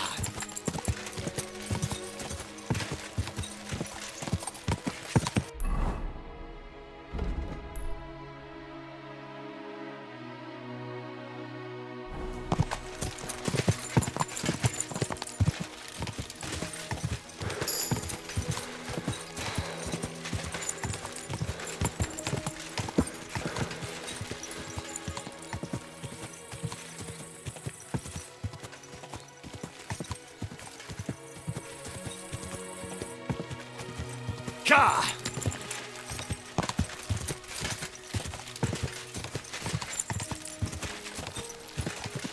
God! Go!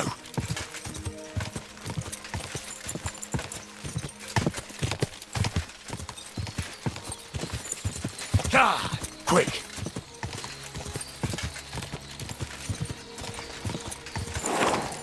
God!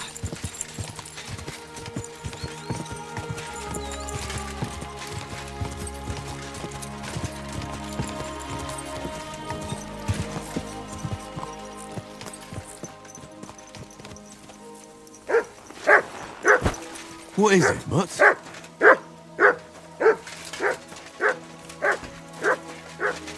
Greetings, and to you.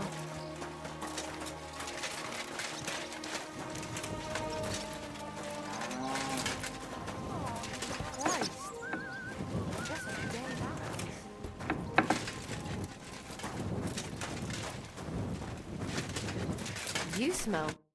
Good evening. What do you need?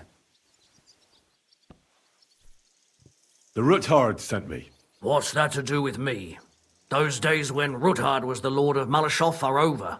I don't want to have anything more to do with him, so you can be on your way. He sends you his regards. And he asked me to remind you that he's still paying for masses for your family, as the two of you agreed. Sakra. Nobody knows about that but him. That's why he told me. So you'd be sure I really did come from them, and this isn't a trick. Well, that changes things. Sorry for being a bit hostile-like, but times are tough. A man can't be sure of anything. Good to hear that Sir Kunzlin still has a few friends left. Give him my greetings, and thank him for still honoring our agreement. Sure. I'll pass that on to him. So, tell me, what did the Ruthard send you for? I'm all done in. I've got to get into Malashov to free a friend who's held captive there. What, all alone? Maybe I should send for a priest for you, eh? Don't worry, I'll figure it out. Lord Ruthard told me about a secret passage that will take me there. What I need from you is to get a fresh horse ready for my friend. A fast one, for when we get back. Well, you sure ain't lacking in courage. But you're really asking me for a lot. A fresh, fast horse don't come cheap. But fine, since you're from Sir Kunzlin, I'll have it ready for you. Somewhere a bit further from here so I don't get in the shit if things go sideways. Of course. The last thing I want is to endanger you unnecessarily. And the Ruthards promised to pay for the horse if it comes to any harm. All right. So look, here next to the stud farm there's a kind of band of rocks below the forest. When you go alongside the rocks to the end, you'll find a wooded copse not far from the castle. There's a well-trodden patch of ground there, so that's where I'll have that horse ready for you. Hopefully, nothing will happen to him if I just leave him there. Recently, there's been wolves and wild dogs sniffing around here, so we have to watch out for the animals. Thanks. I'm obliged to you. Tell me more about this secret passage. They say there's one here somewhere, but no one knows much about it.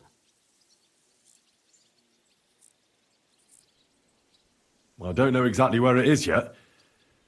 Rosa told me that I should look for the entrance somewhere in the woods here, around the fortress. It's supposed to be bloody well hidden, so I'll have to dig my way through to it. That sounds clever and complicated. Just like the Ruthards. Sir Kunzlin banned cutting down trees some time ago in the forest alongside the path next to the stream. Maybe that had something to do with it. If you need any equipment, you can take what you want from the barn here. And I'm sure you'll also need some torches in there. You'll find them in the barn too.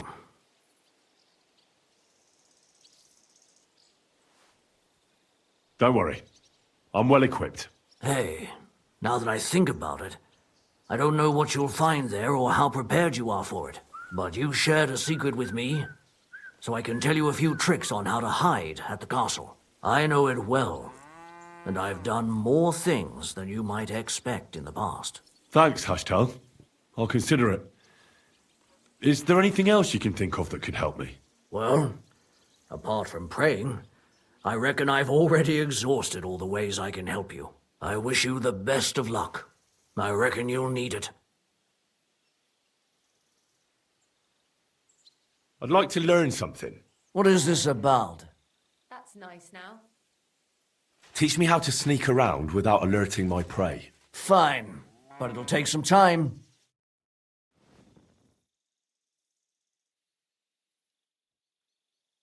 Who are you off to see smelling like that? Greetings.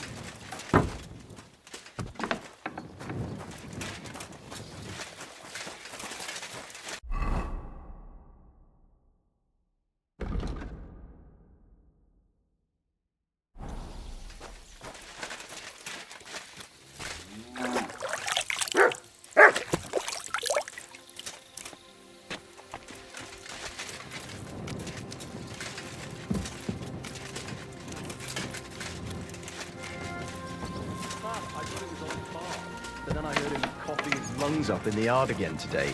Not a chance. That old coot will outlive us all.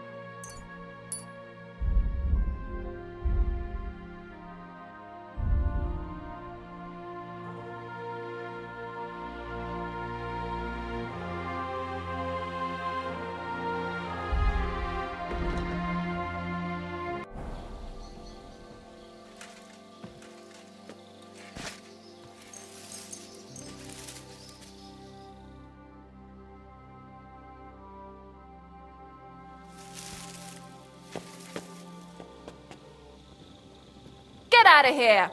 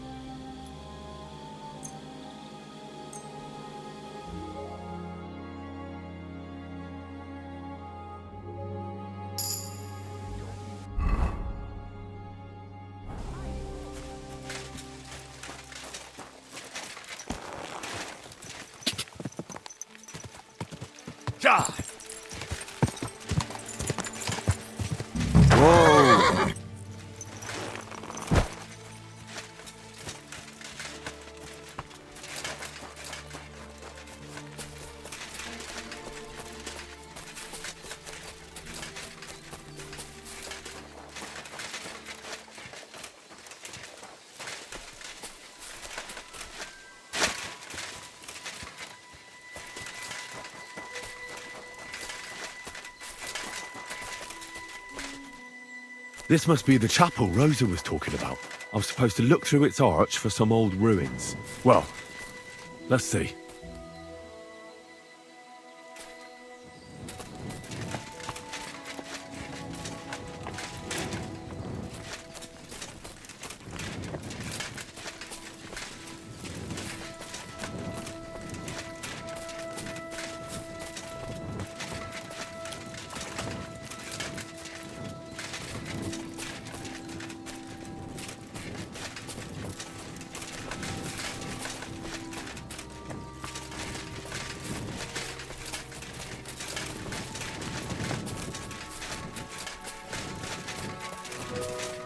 The chapel directed me here. There's no doubt about that. So somewhere around here, I have to find a stone cross, and then go in the direction the top is pointing.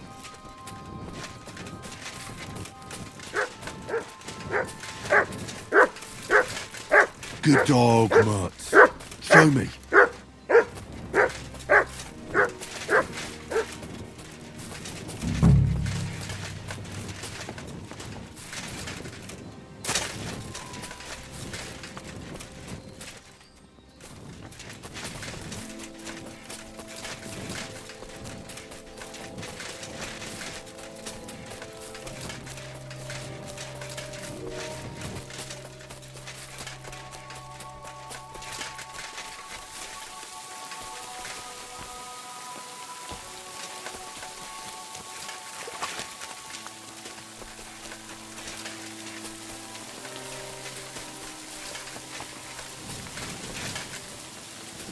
A cross in stone. This could be the place Rosa mentioned. I'll grab the spade and see if I'm in the right place.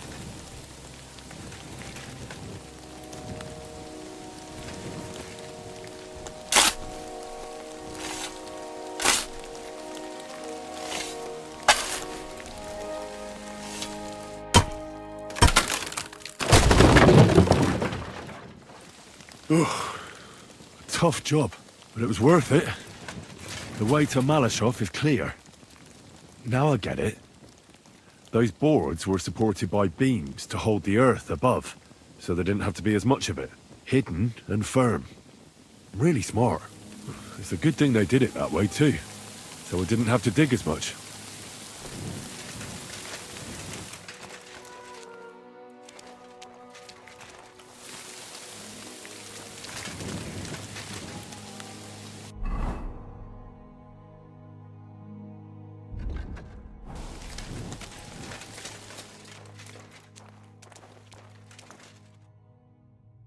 An axe, to deal with the supports and the planks at the entrance. A spade and bucket, to clear away fallen earth and free up the entrance.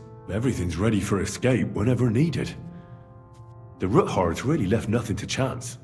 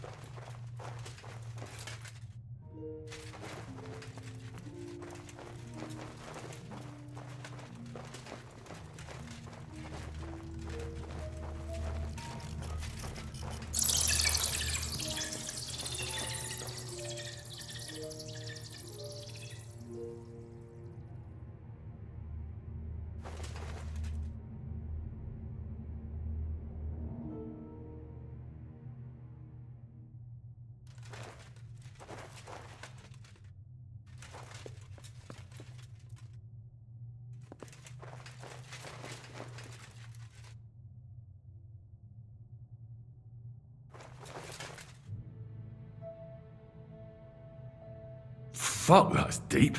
I wouldn't want to fall down there.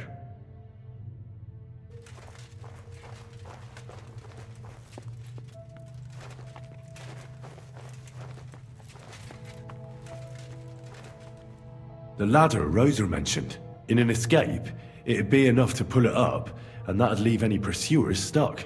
I just hope it can hold one attacker.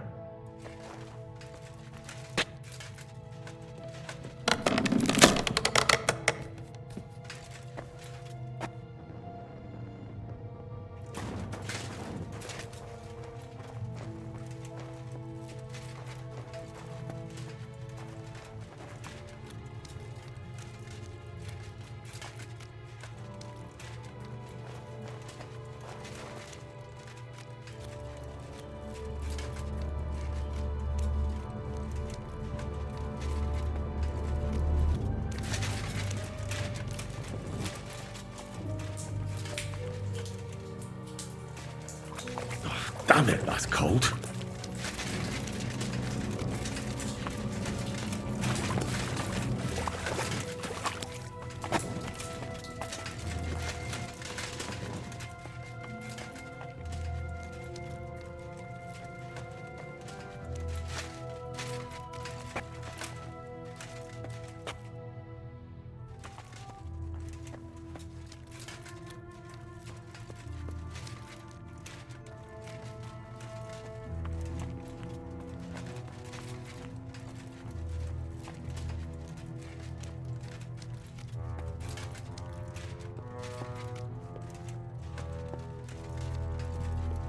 This must be the door Rosa was talking about.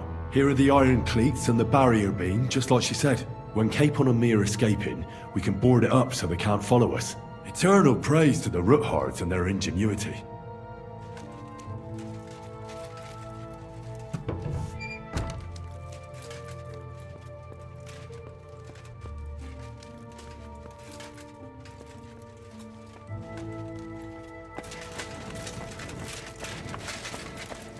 This looks like it could be the wall of the Malashov cellars. There's no going back. This is it. All right then. Courage, Henry. Courage. You can do this.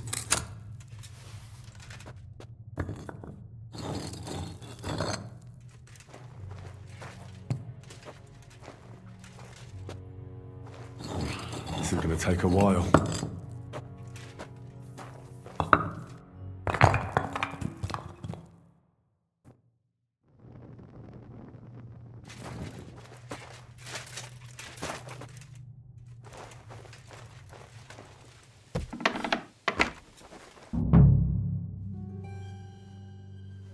And Ruthard and Liechtenstein are turning the Kuttenberg houses against us. Prague will deal with Ruthard. But Liechtenstein is your concern. How come you haven't caught him yet? He's slippery as an eel. He's hiding somewhere in the Jewish quarter. I sent spies to track him down, but they never came back. Flush him out of that hole of his. For fuck's sake! Why such concern, Otto? Kuttenberg is ours. Sigismund has the reins firmly in his hands.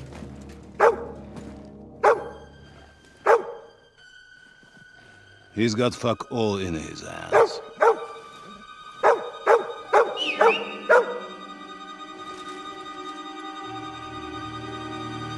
Sigismund thought at first he'd come to terms with his brother Wenceslaus, clear the way for him to the imperial throne, and take the Bohemian throne for himself.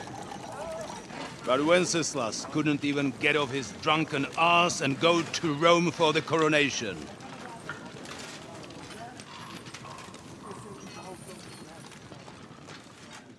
And now, the glorious Hungarian king has fallen for Jobst and his damned truce.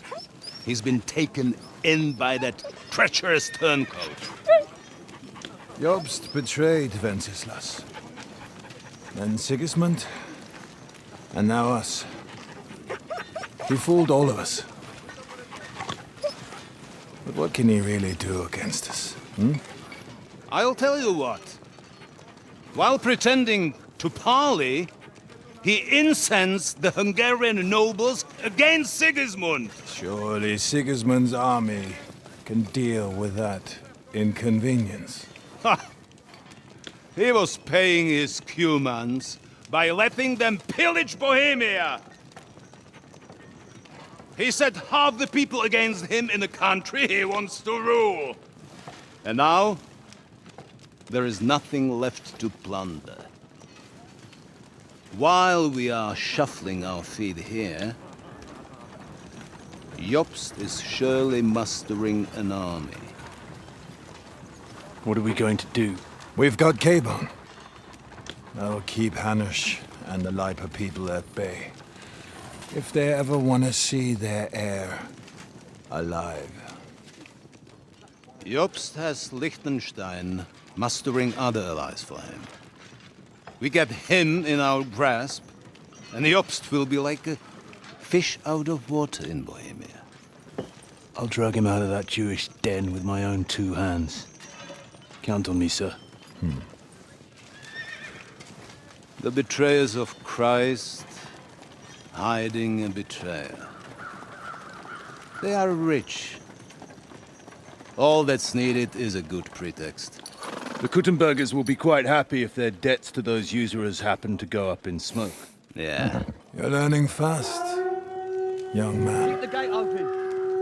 A horseman, sir! Anish is out of the game. The Kuttenbergers are taken care of, and we'll catch Liechtenstein. You'll see, my friend. Good times are coming. Your Graces, King Sigismund is convening the town council, but first he requests your presence at the Sedlitz monastery, without delay. What's all the urgency about? Surely you must know that yourself, sir. The captives fled Trotsky Castle and killed Istvan Toth while escaping. What?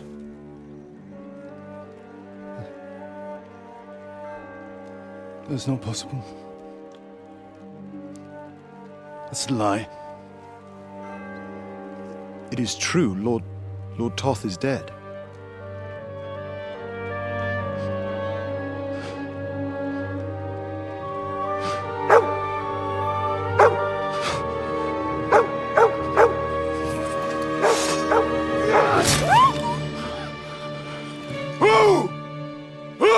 Speak! The messenger said something about Cobbler's bastard and some outlaws. I swear, by everything that is holy, I will find that whoreson, and I will rip out his heart!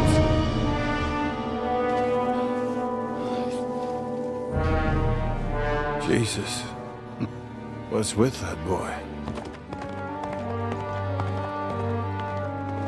Sir Istvan was like a father to him. You better go. Bring the horses! Shame about that dog.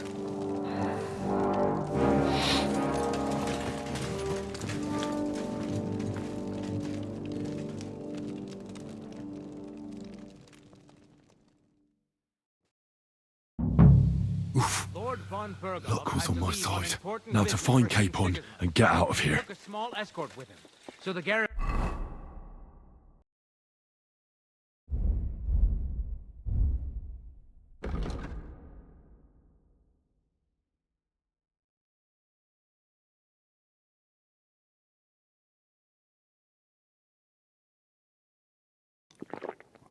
Sun is slightly weakened now. So, be extra alert on your watch. If I find anybody slacking off, they'll get the whip. You got it, Conrad. Diepold, I'll send Hyman to the gate. You'll be in charge of the southern and eastern fortifications. All right, Conrad. I'll get right on it. Franz, run along back to the guardhouse and get some sleep so you don't fall asleep during the night watch. Aye, don't worry. The rest of you know your orders. You'll be sorry if you don't. Dismissed. And don't drink too much. Got it, comrade. Vitek, that cart is starting to get on my fucking nerves. I understand. I'll get right on it. And tell Drahomira it's getting late, so she won't forget to take some food to our honored guests. I gave her the keys so I wouldn't have to fuck around with it myself. Don't worry, it's already taken care of. I saw her taking it to me. Well, that's great. That woman must be the only one I can rely on.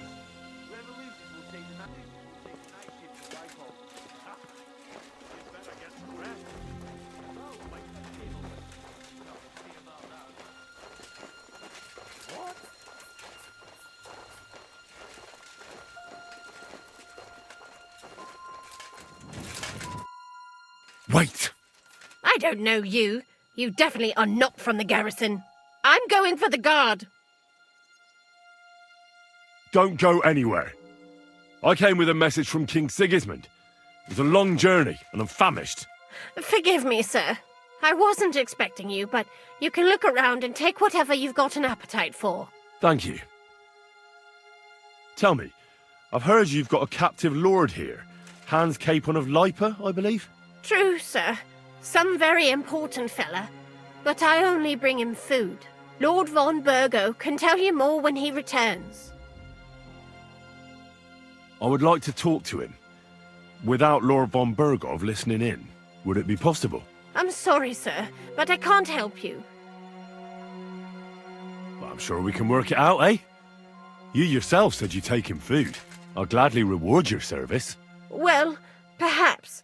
Since you say you're from King Sigismund himself, here's the key from his room. It's at the top of the fortress. Thanks very much. I'd like to stay in the fortress until morning. Certainly, sir. Go and see Lady Ophelia on the second floor. She'll take care of you. All right. Thanks. Wait a moment, sir. Sometimes the fortress is locked for the night. Here, so you can get in, sir. Very well. Thank you. That'll be all. I wish you well.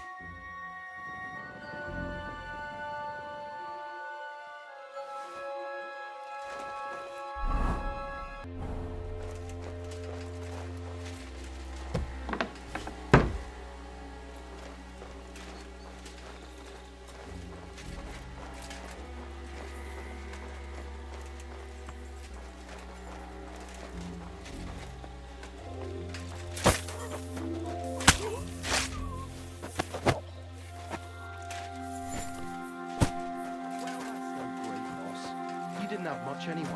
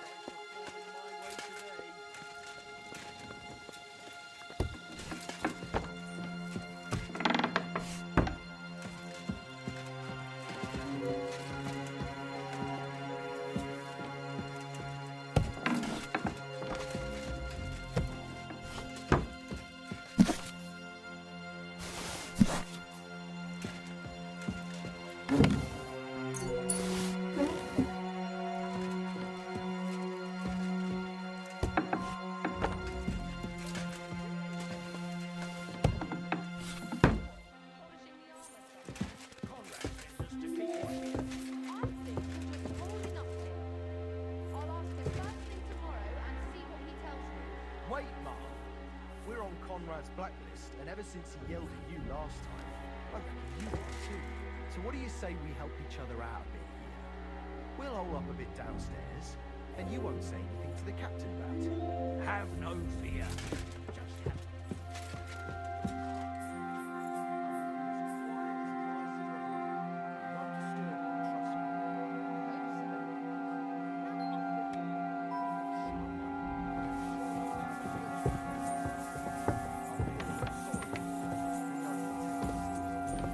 She's some third-rate daughter of some lord from who knows where, so she was actually quite lucky that old Otto took a liking to her. The thing is, everybody knows where she comes from and treats her accordingly. Bloody hell. Old Otto? He'd have you whipped for that. You're right. I better keep our lord out of my mouth and stuff it with sausage instead. So let's dig in and make the best of Ofka's favour.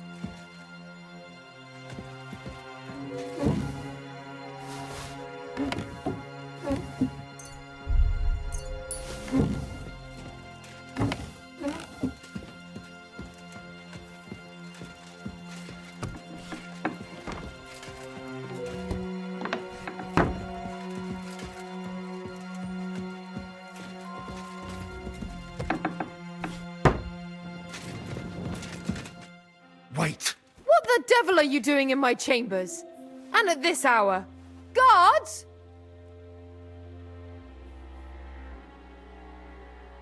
Easy, my lady.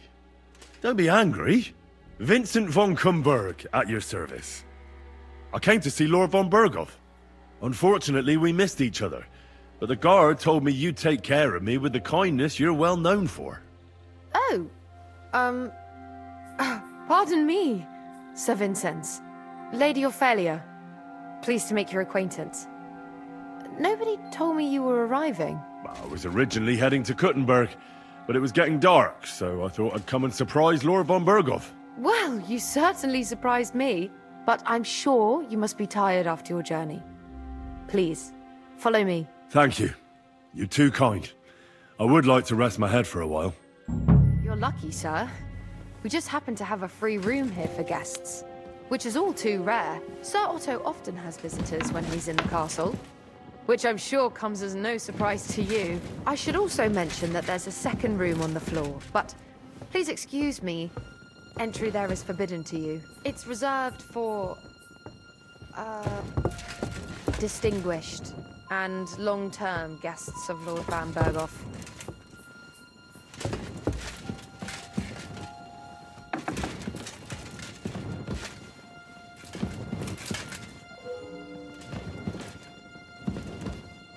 Here, Sir Vincenz.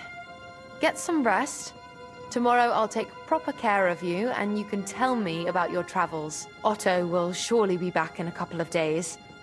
Until then, you'll be my guest. Now, please excuse me. I'm tired and I'm going to lie down. I wish you a good night. Sir Vincenz, I've shown you the room. I'll attend to you more in the morning. Until then, please respect my privacy.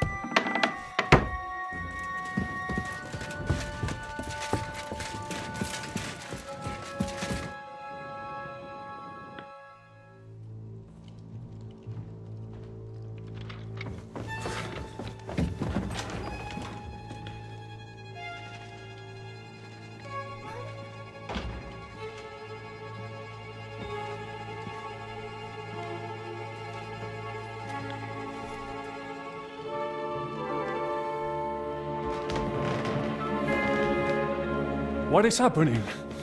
Who are you? Quiet. If you make a peep, we're done for. Henry?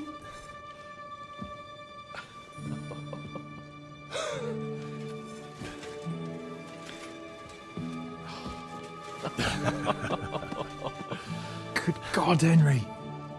How did you... What are you doing here? What do you think I'm doing? Hunting boar? Came to save your noble arse. My noble arse thanks you. Oh, how did you get here? I'll tell you later. Who's this? Vauquelin-Brabant, Chevalier d'Arezzo. At your service. Brabant led the defense at Kuttenberg. He's Sigismund's prisoner, same as me. And I came very close to holding the town. Besides... There's no time for chit-chat. He's our ally. We can't leave him behind. Right, no doubt you've got a cunning plan for us to get out of here, right? Well, let's hear it.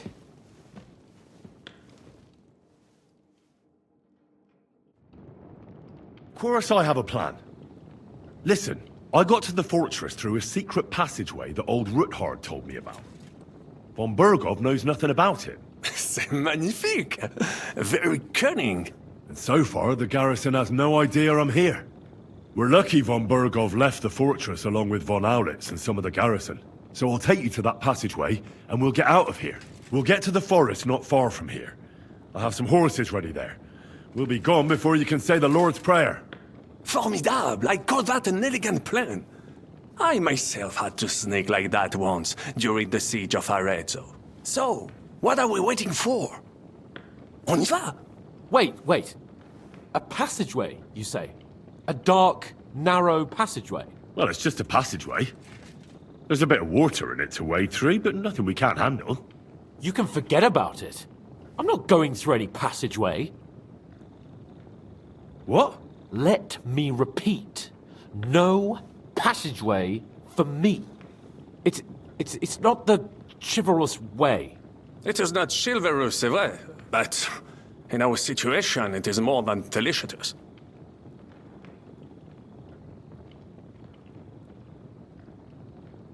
It's not chivalrous enough for his lordship, eh? Are you kidding me? I'm saving your life if you didn't notice. Or do you think this is some kind of fucking game? Well, in my opinion... Fuck your opinions! No!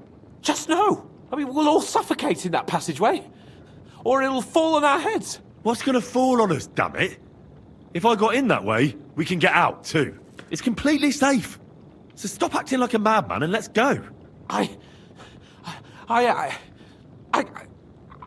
can't do it. I'm afraid of small, dark spaces. Ever since that tower fell on me in Nabokov, and I was stuck under the ruins, I just can't. I'm sorry, Henry. There has to be another way. Have you come up with some ingenious plan for getting out of here? If so, I'd really like to hear it. What do I know? We could maybe break down the gate. Un moment. Henri, you said that von Bergov left. Is that not so? Yes. And what about horses? Are there any horses left here? I think there's a couple, yeah. In the lower courtyard. Très bien. That will be enough. We just have to get to them. But I think we could get there stealthily. It is not far from the tower to the stables. Then you simply open the gate, et voila, we are gone! Just like I escaped when surrounded by that English dog John Oakwood. It may not be the best plan, it was not back then either. But we simply have no other choice. Time has passed. The fortress is quiet. I believe that most of the garrison has gone to sleep, which plays in our favor. That's a wonderful plan! No passageways! But we need some weapons. Exactement. To have a proper piece of steel in my hand again. Preferably Milanese, although I would be satisfied with something local.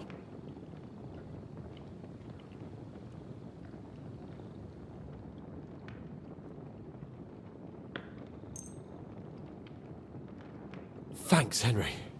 I feel better already. A nice piece. And what do you have for me? Merci mille fois. Now I will show them just what a Cavalier Vauquelin-Brabant is. Good work, Henry. What now? I'll go ahead and scout it out. When there's a suitable moment, I'll let you know and you can head out. And how will you let us know? Well, the stables can be seen from the entrance hall.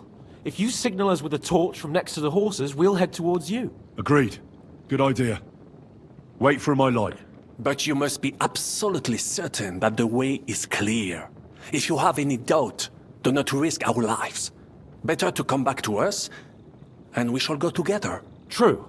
And if we don't hear from you or see your signal for a long time, we'll try to make it on our own. Précisément.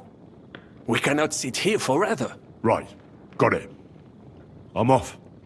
Brabant, keep watch by the stairway. I'll go to the window and wait for Henry's signal. I think it would be better if you watch the stairs.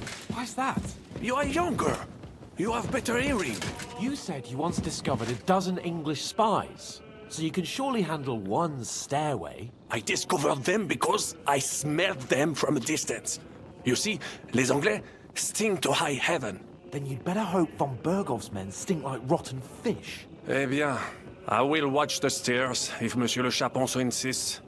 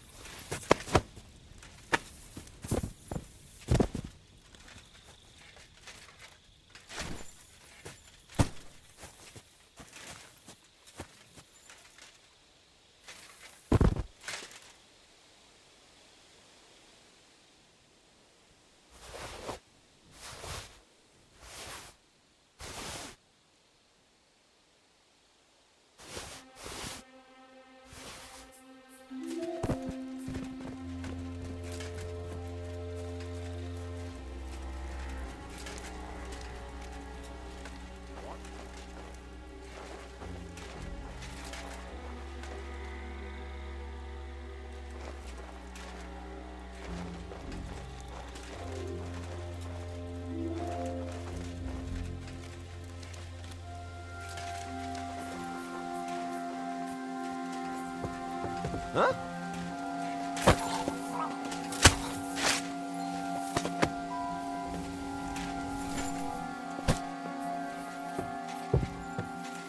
What?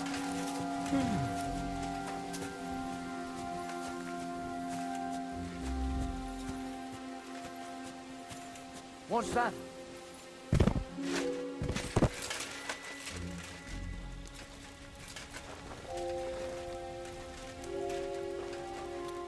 Did I imagine it?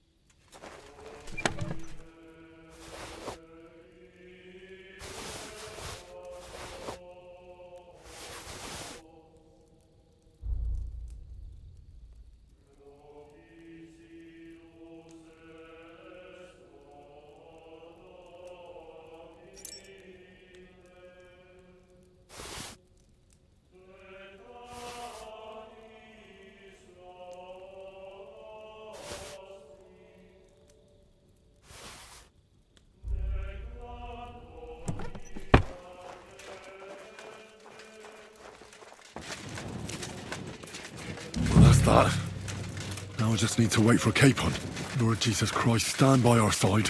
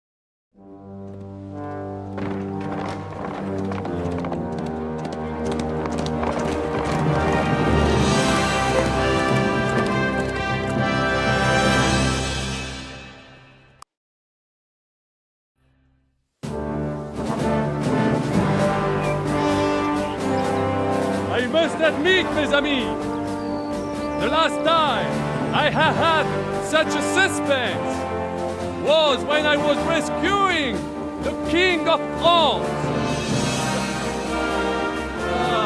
Oui, monsieur, you're surely brave, and fortune favors the brave.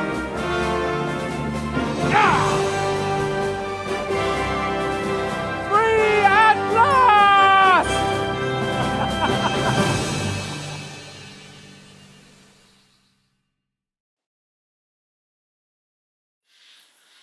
Thank you for coming for me, Henry. You're a great friend.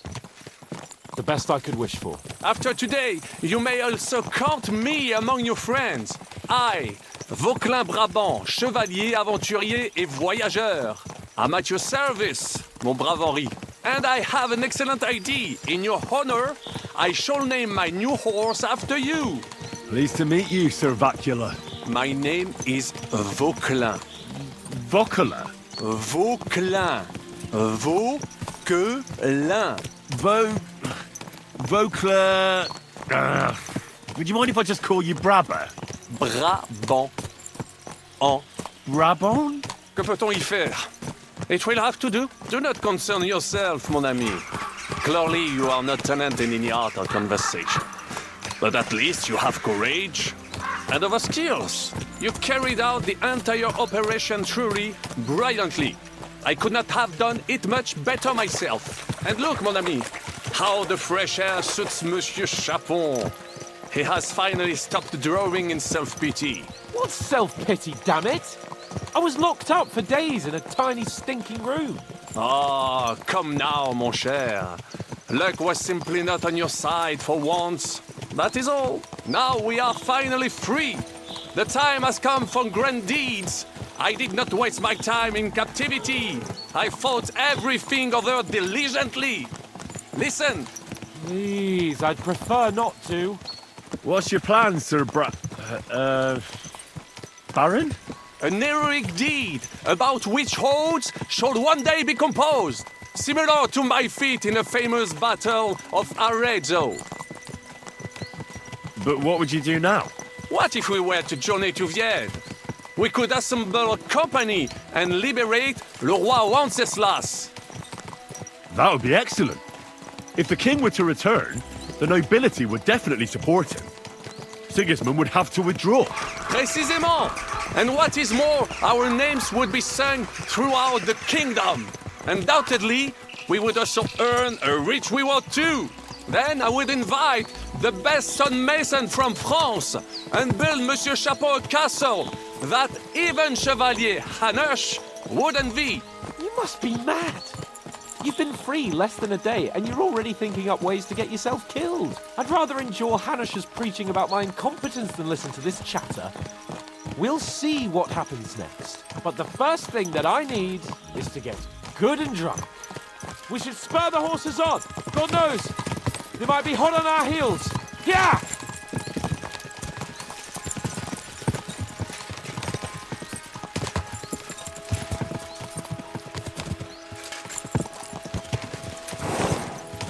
Christ, wounds. Such destruction and havoc. War. Monsieur Chapon, you have yet to participate in a real battle. But I fought against les Valaques at Naples, and les Anglais in Bourgogne. And that is how war looks, whether in Italy or La Bohème. It is always the same. That's not war, it's barbarism. What value did this village have? Eh bien, I would estimate 5 courtyards. Annual revenues could be perhaps, several hundred groschen. That's not what I meant, Bacalin. No fortress. Maybe one fortified courtyard. Practically insignificant militarily. That's not how war should be fought. This is unjust. Do not give way to sentimentality, monsieur. A village could harbor spies and saboteurs or supply the enemy, and destroying enemy assets is an effective tool of war. Wars are not decided only in battles. There are not even many of those.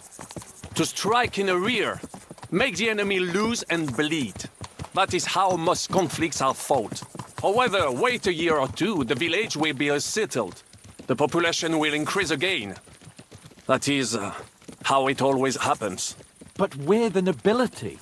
Our task is to lessen the chances of such things happening. You're right, Hans.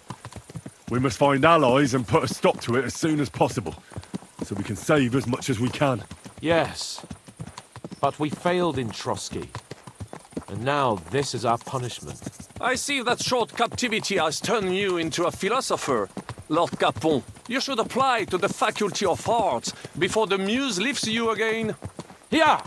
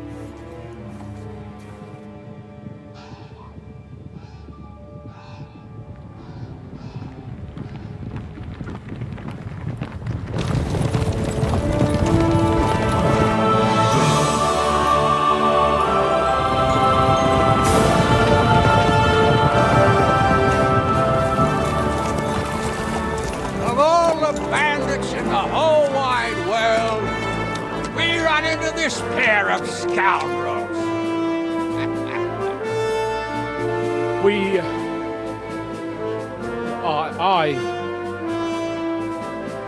I fucked everything up. Oh, get up, lad. Everyone makes mistakes. Only a better man owns up to them. At least we know now what kind of vermin we're dealing with. What brings you here? We just escaped from Malashov, and right now There's no time for haste. One thing at a time, my boy. Word reached Ratai that you pair got yourselves into a nice mess. I'm glad to see you both in one piece. So, let's hear it. What happened? It's best if Henry tells you. I wasn't around for half of it. no sooner had we spied Trotsky on the horizon than everything started to go to hell. We made camp by a pond with the intention of heading for the castle at first light, only we were ambushed by bandits in the evening. They killed all our men and took everything they could carry, including the letter for von Berghoff. And how did you two manage to get out alive? Just by a stroke of good luck. We were both in a bad way. We might not have made it if a local herb woman hadn't taken care of us. Only after that, we couldn't get into the castle, though. We looked like a pair of beggars. And the bastards treated us as such. But you did get into Trotsky in the end, didn't you? Von Berghoff was behaving oddly right from the start. But we had no idea what was behind it. It all came out after we set out with von Berghoff's men to deal with the bandits who were rampaging in his domain. The same ones who attacked us at the start. Only they ambushed us and took me and Henry captive for ransom. But it turned out these very outlaws are on our side. They're fighting for King Wenceslaus on the orders of Sokol of Lamberg. Well, I'll be damned. So von Berghoff has been the real enemy all this time. And Zizka is actually our ally. Zizka. He's the captain of those outlaws. That name doesn't ring a bell. I think you'll meet him soon enough. What impression did he make on you?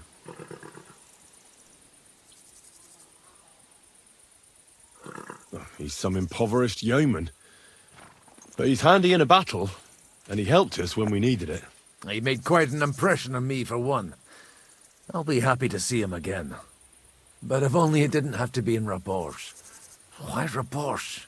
Of all the places in the world. We're riding to a gathering of King Wenceslas's supporters.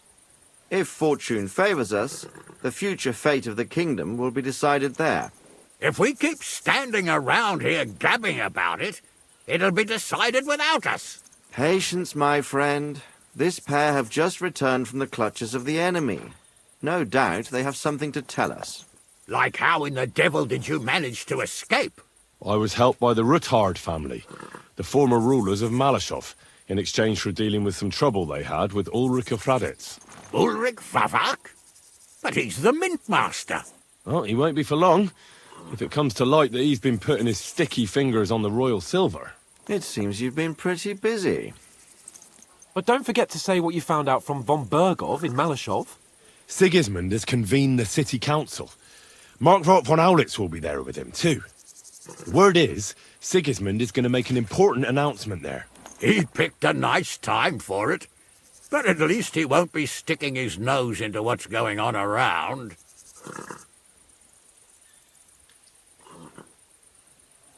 Can we go to Rabors with you? We could certainly use a drink, a bite to eat, and a comfortable bed. I wish I could say yes, son, but the city council assembly is a big opportunity. Young Lord Capon will go with us to Rabors, but you'll have to return to the city right away, and try to worm your way into the town hall. What? How can I get in there? I can't just walk in off the street. You've got the dirt on Vavak, and you don't know how to use it? Just tell him either he gets you into the council chamber, or you get him on the gallows. It's worth a try, right?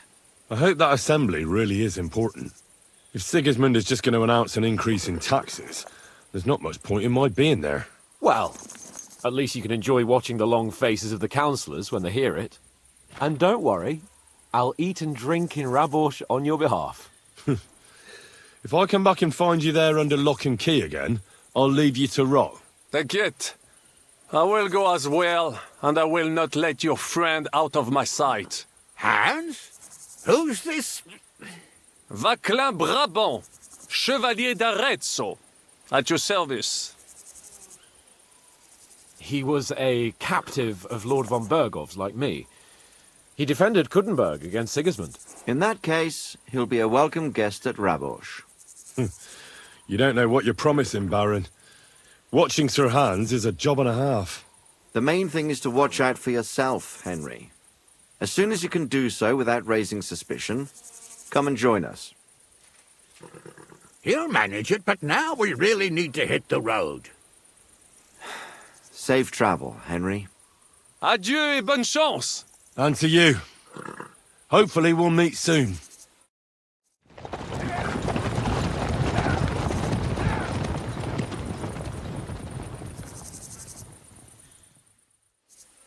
I ought to go and see Rosa when I'm in town. No doubt she'd like to know how it went with that book.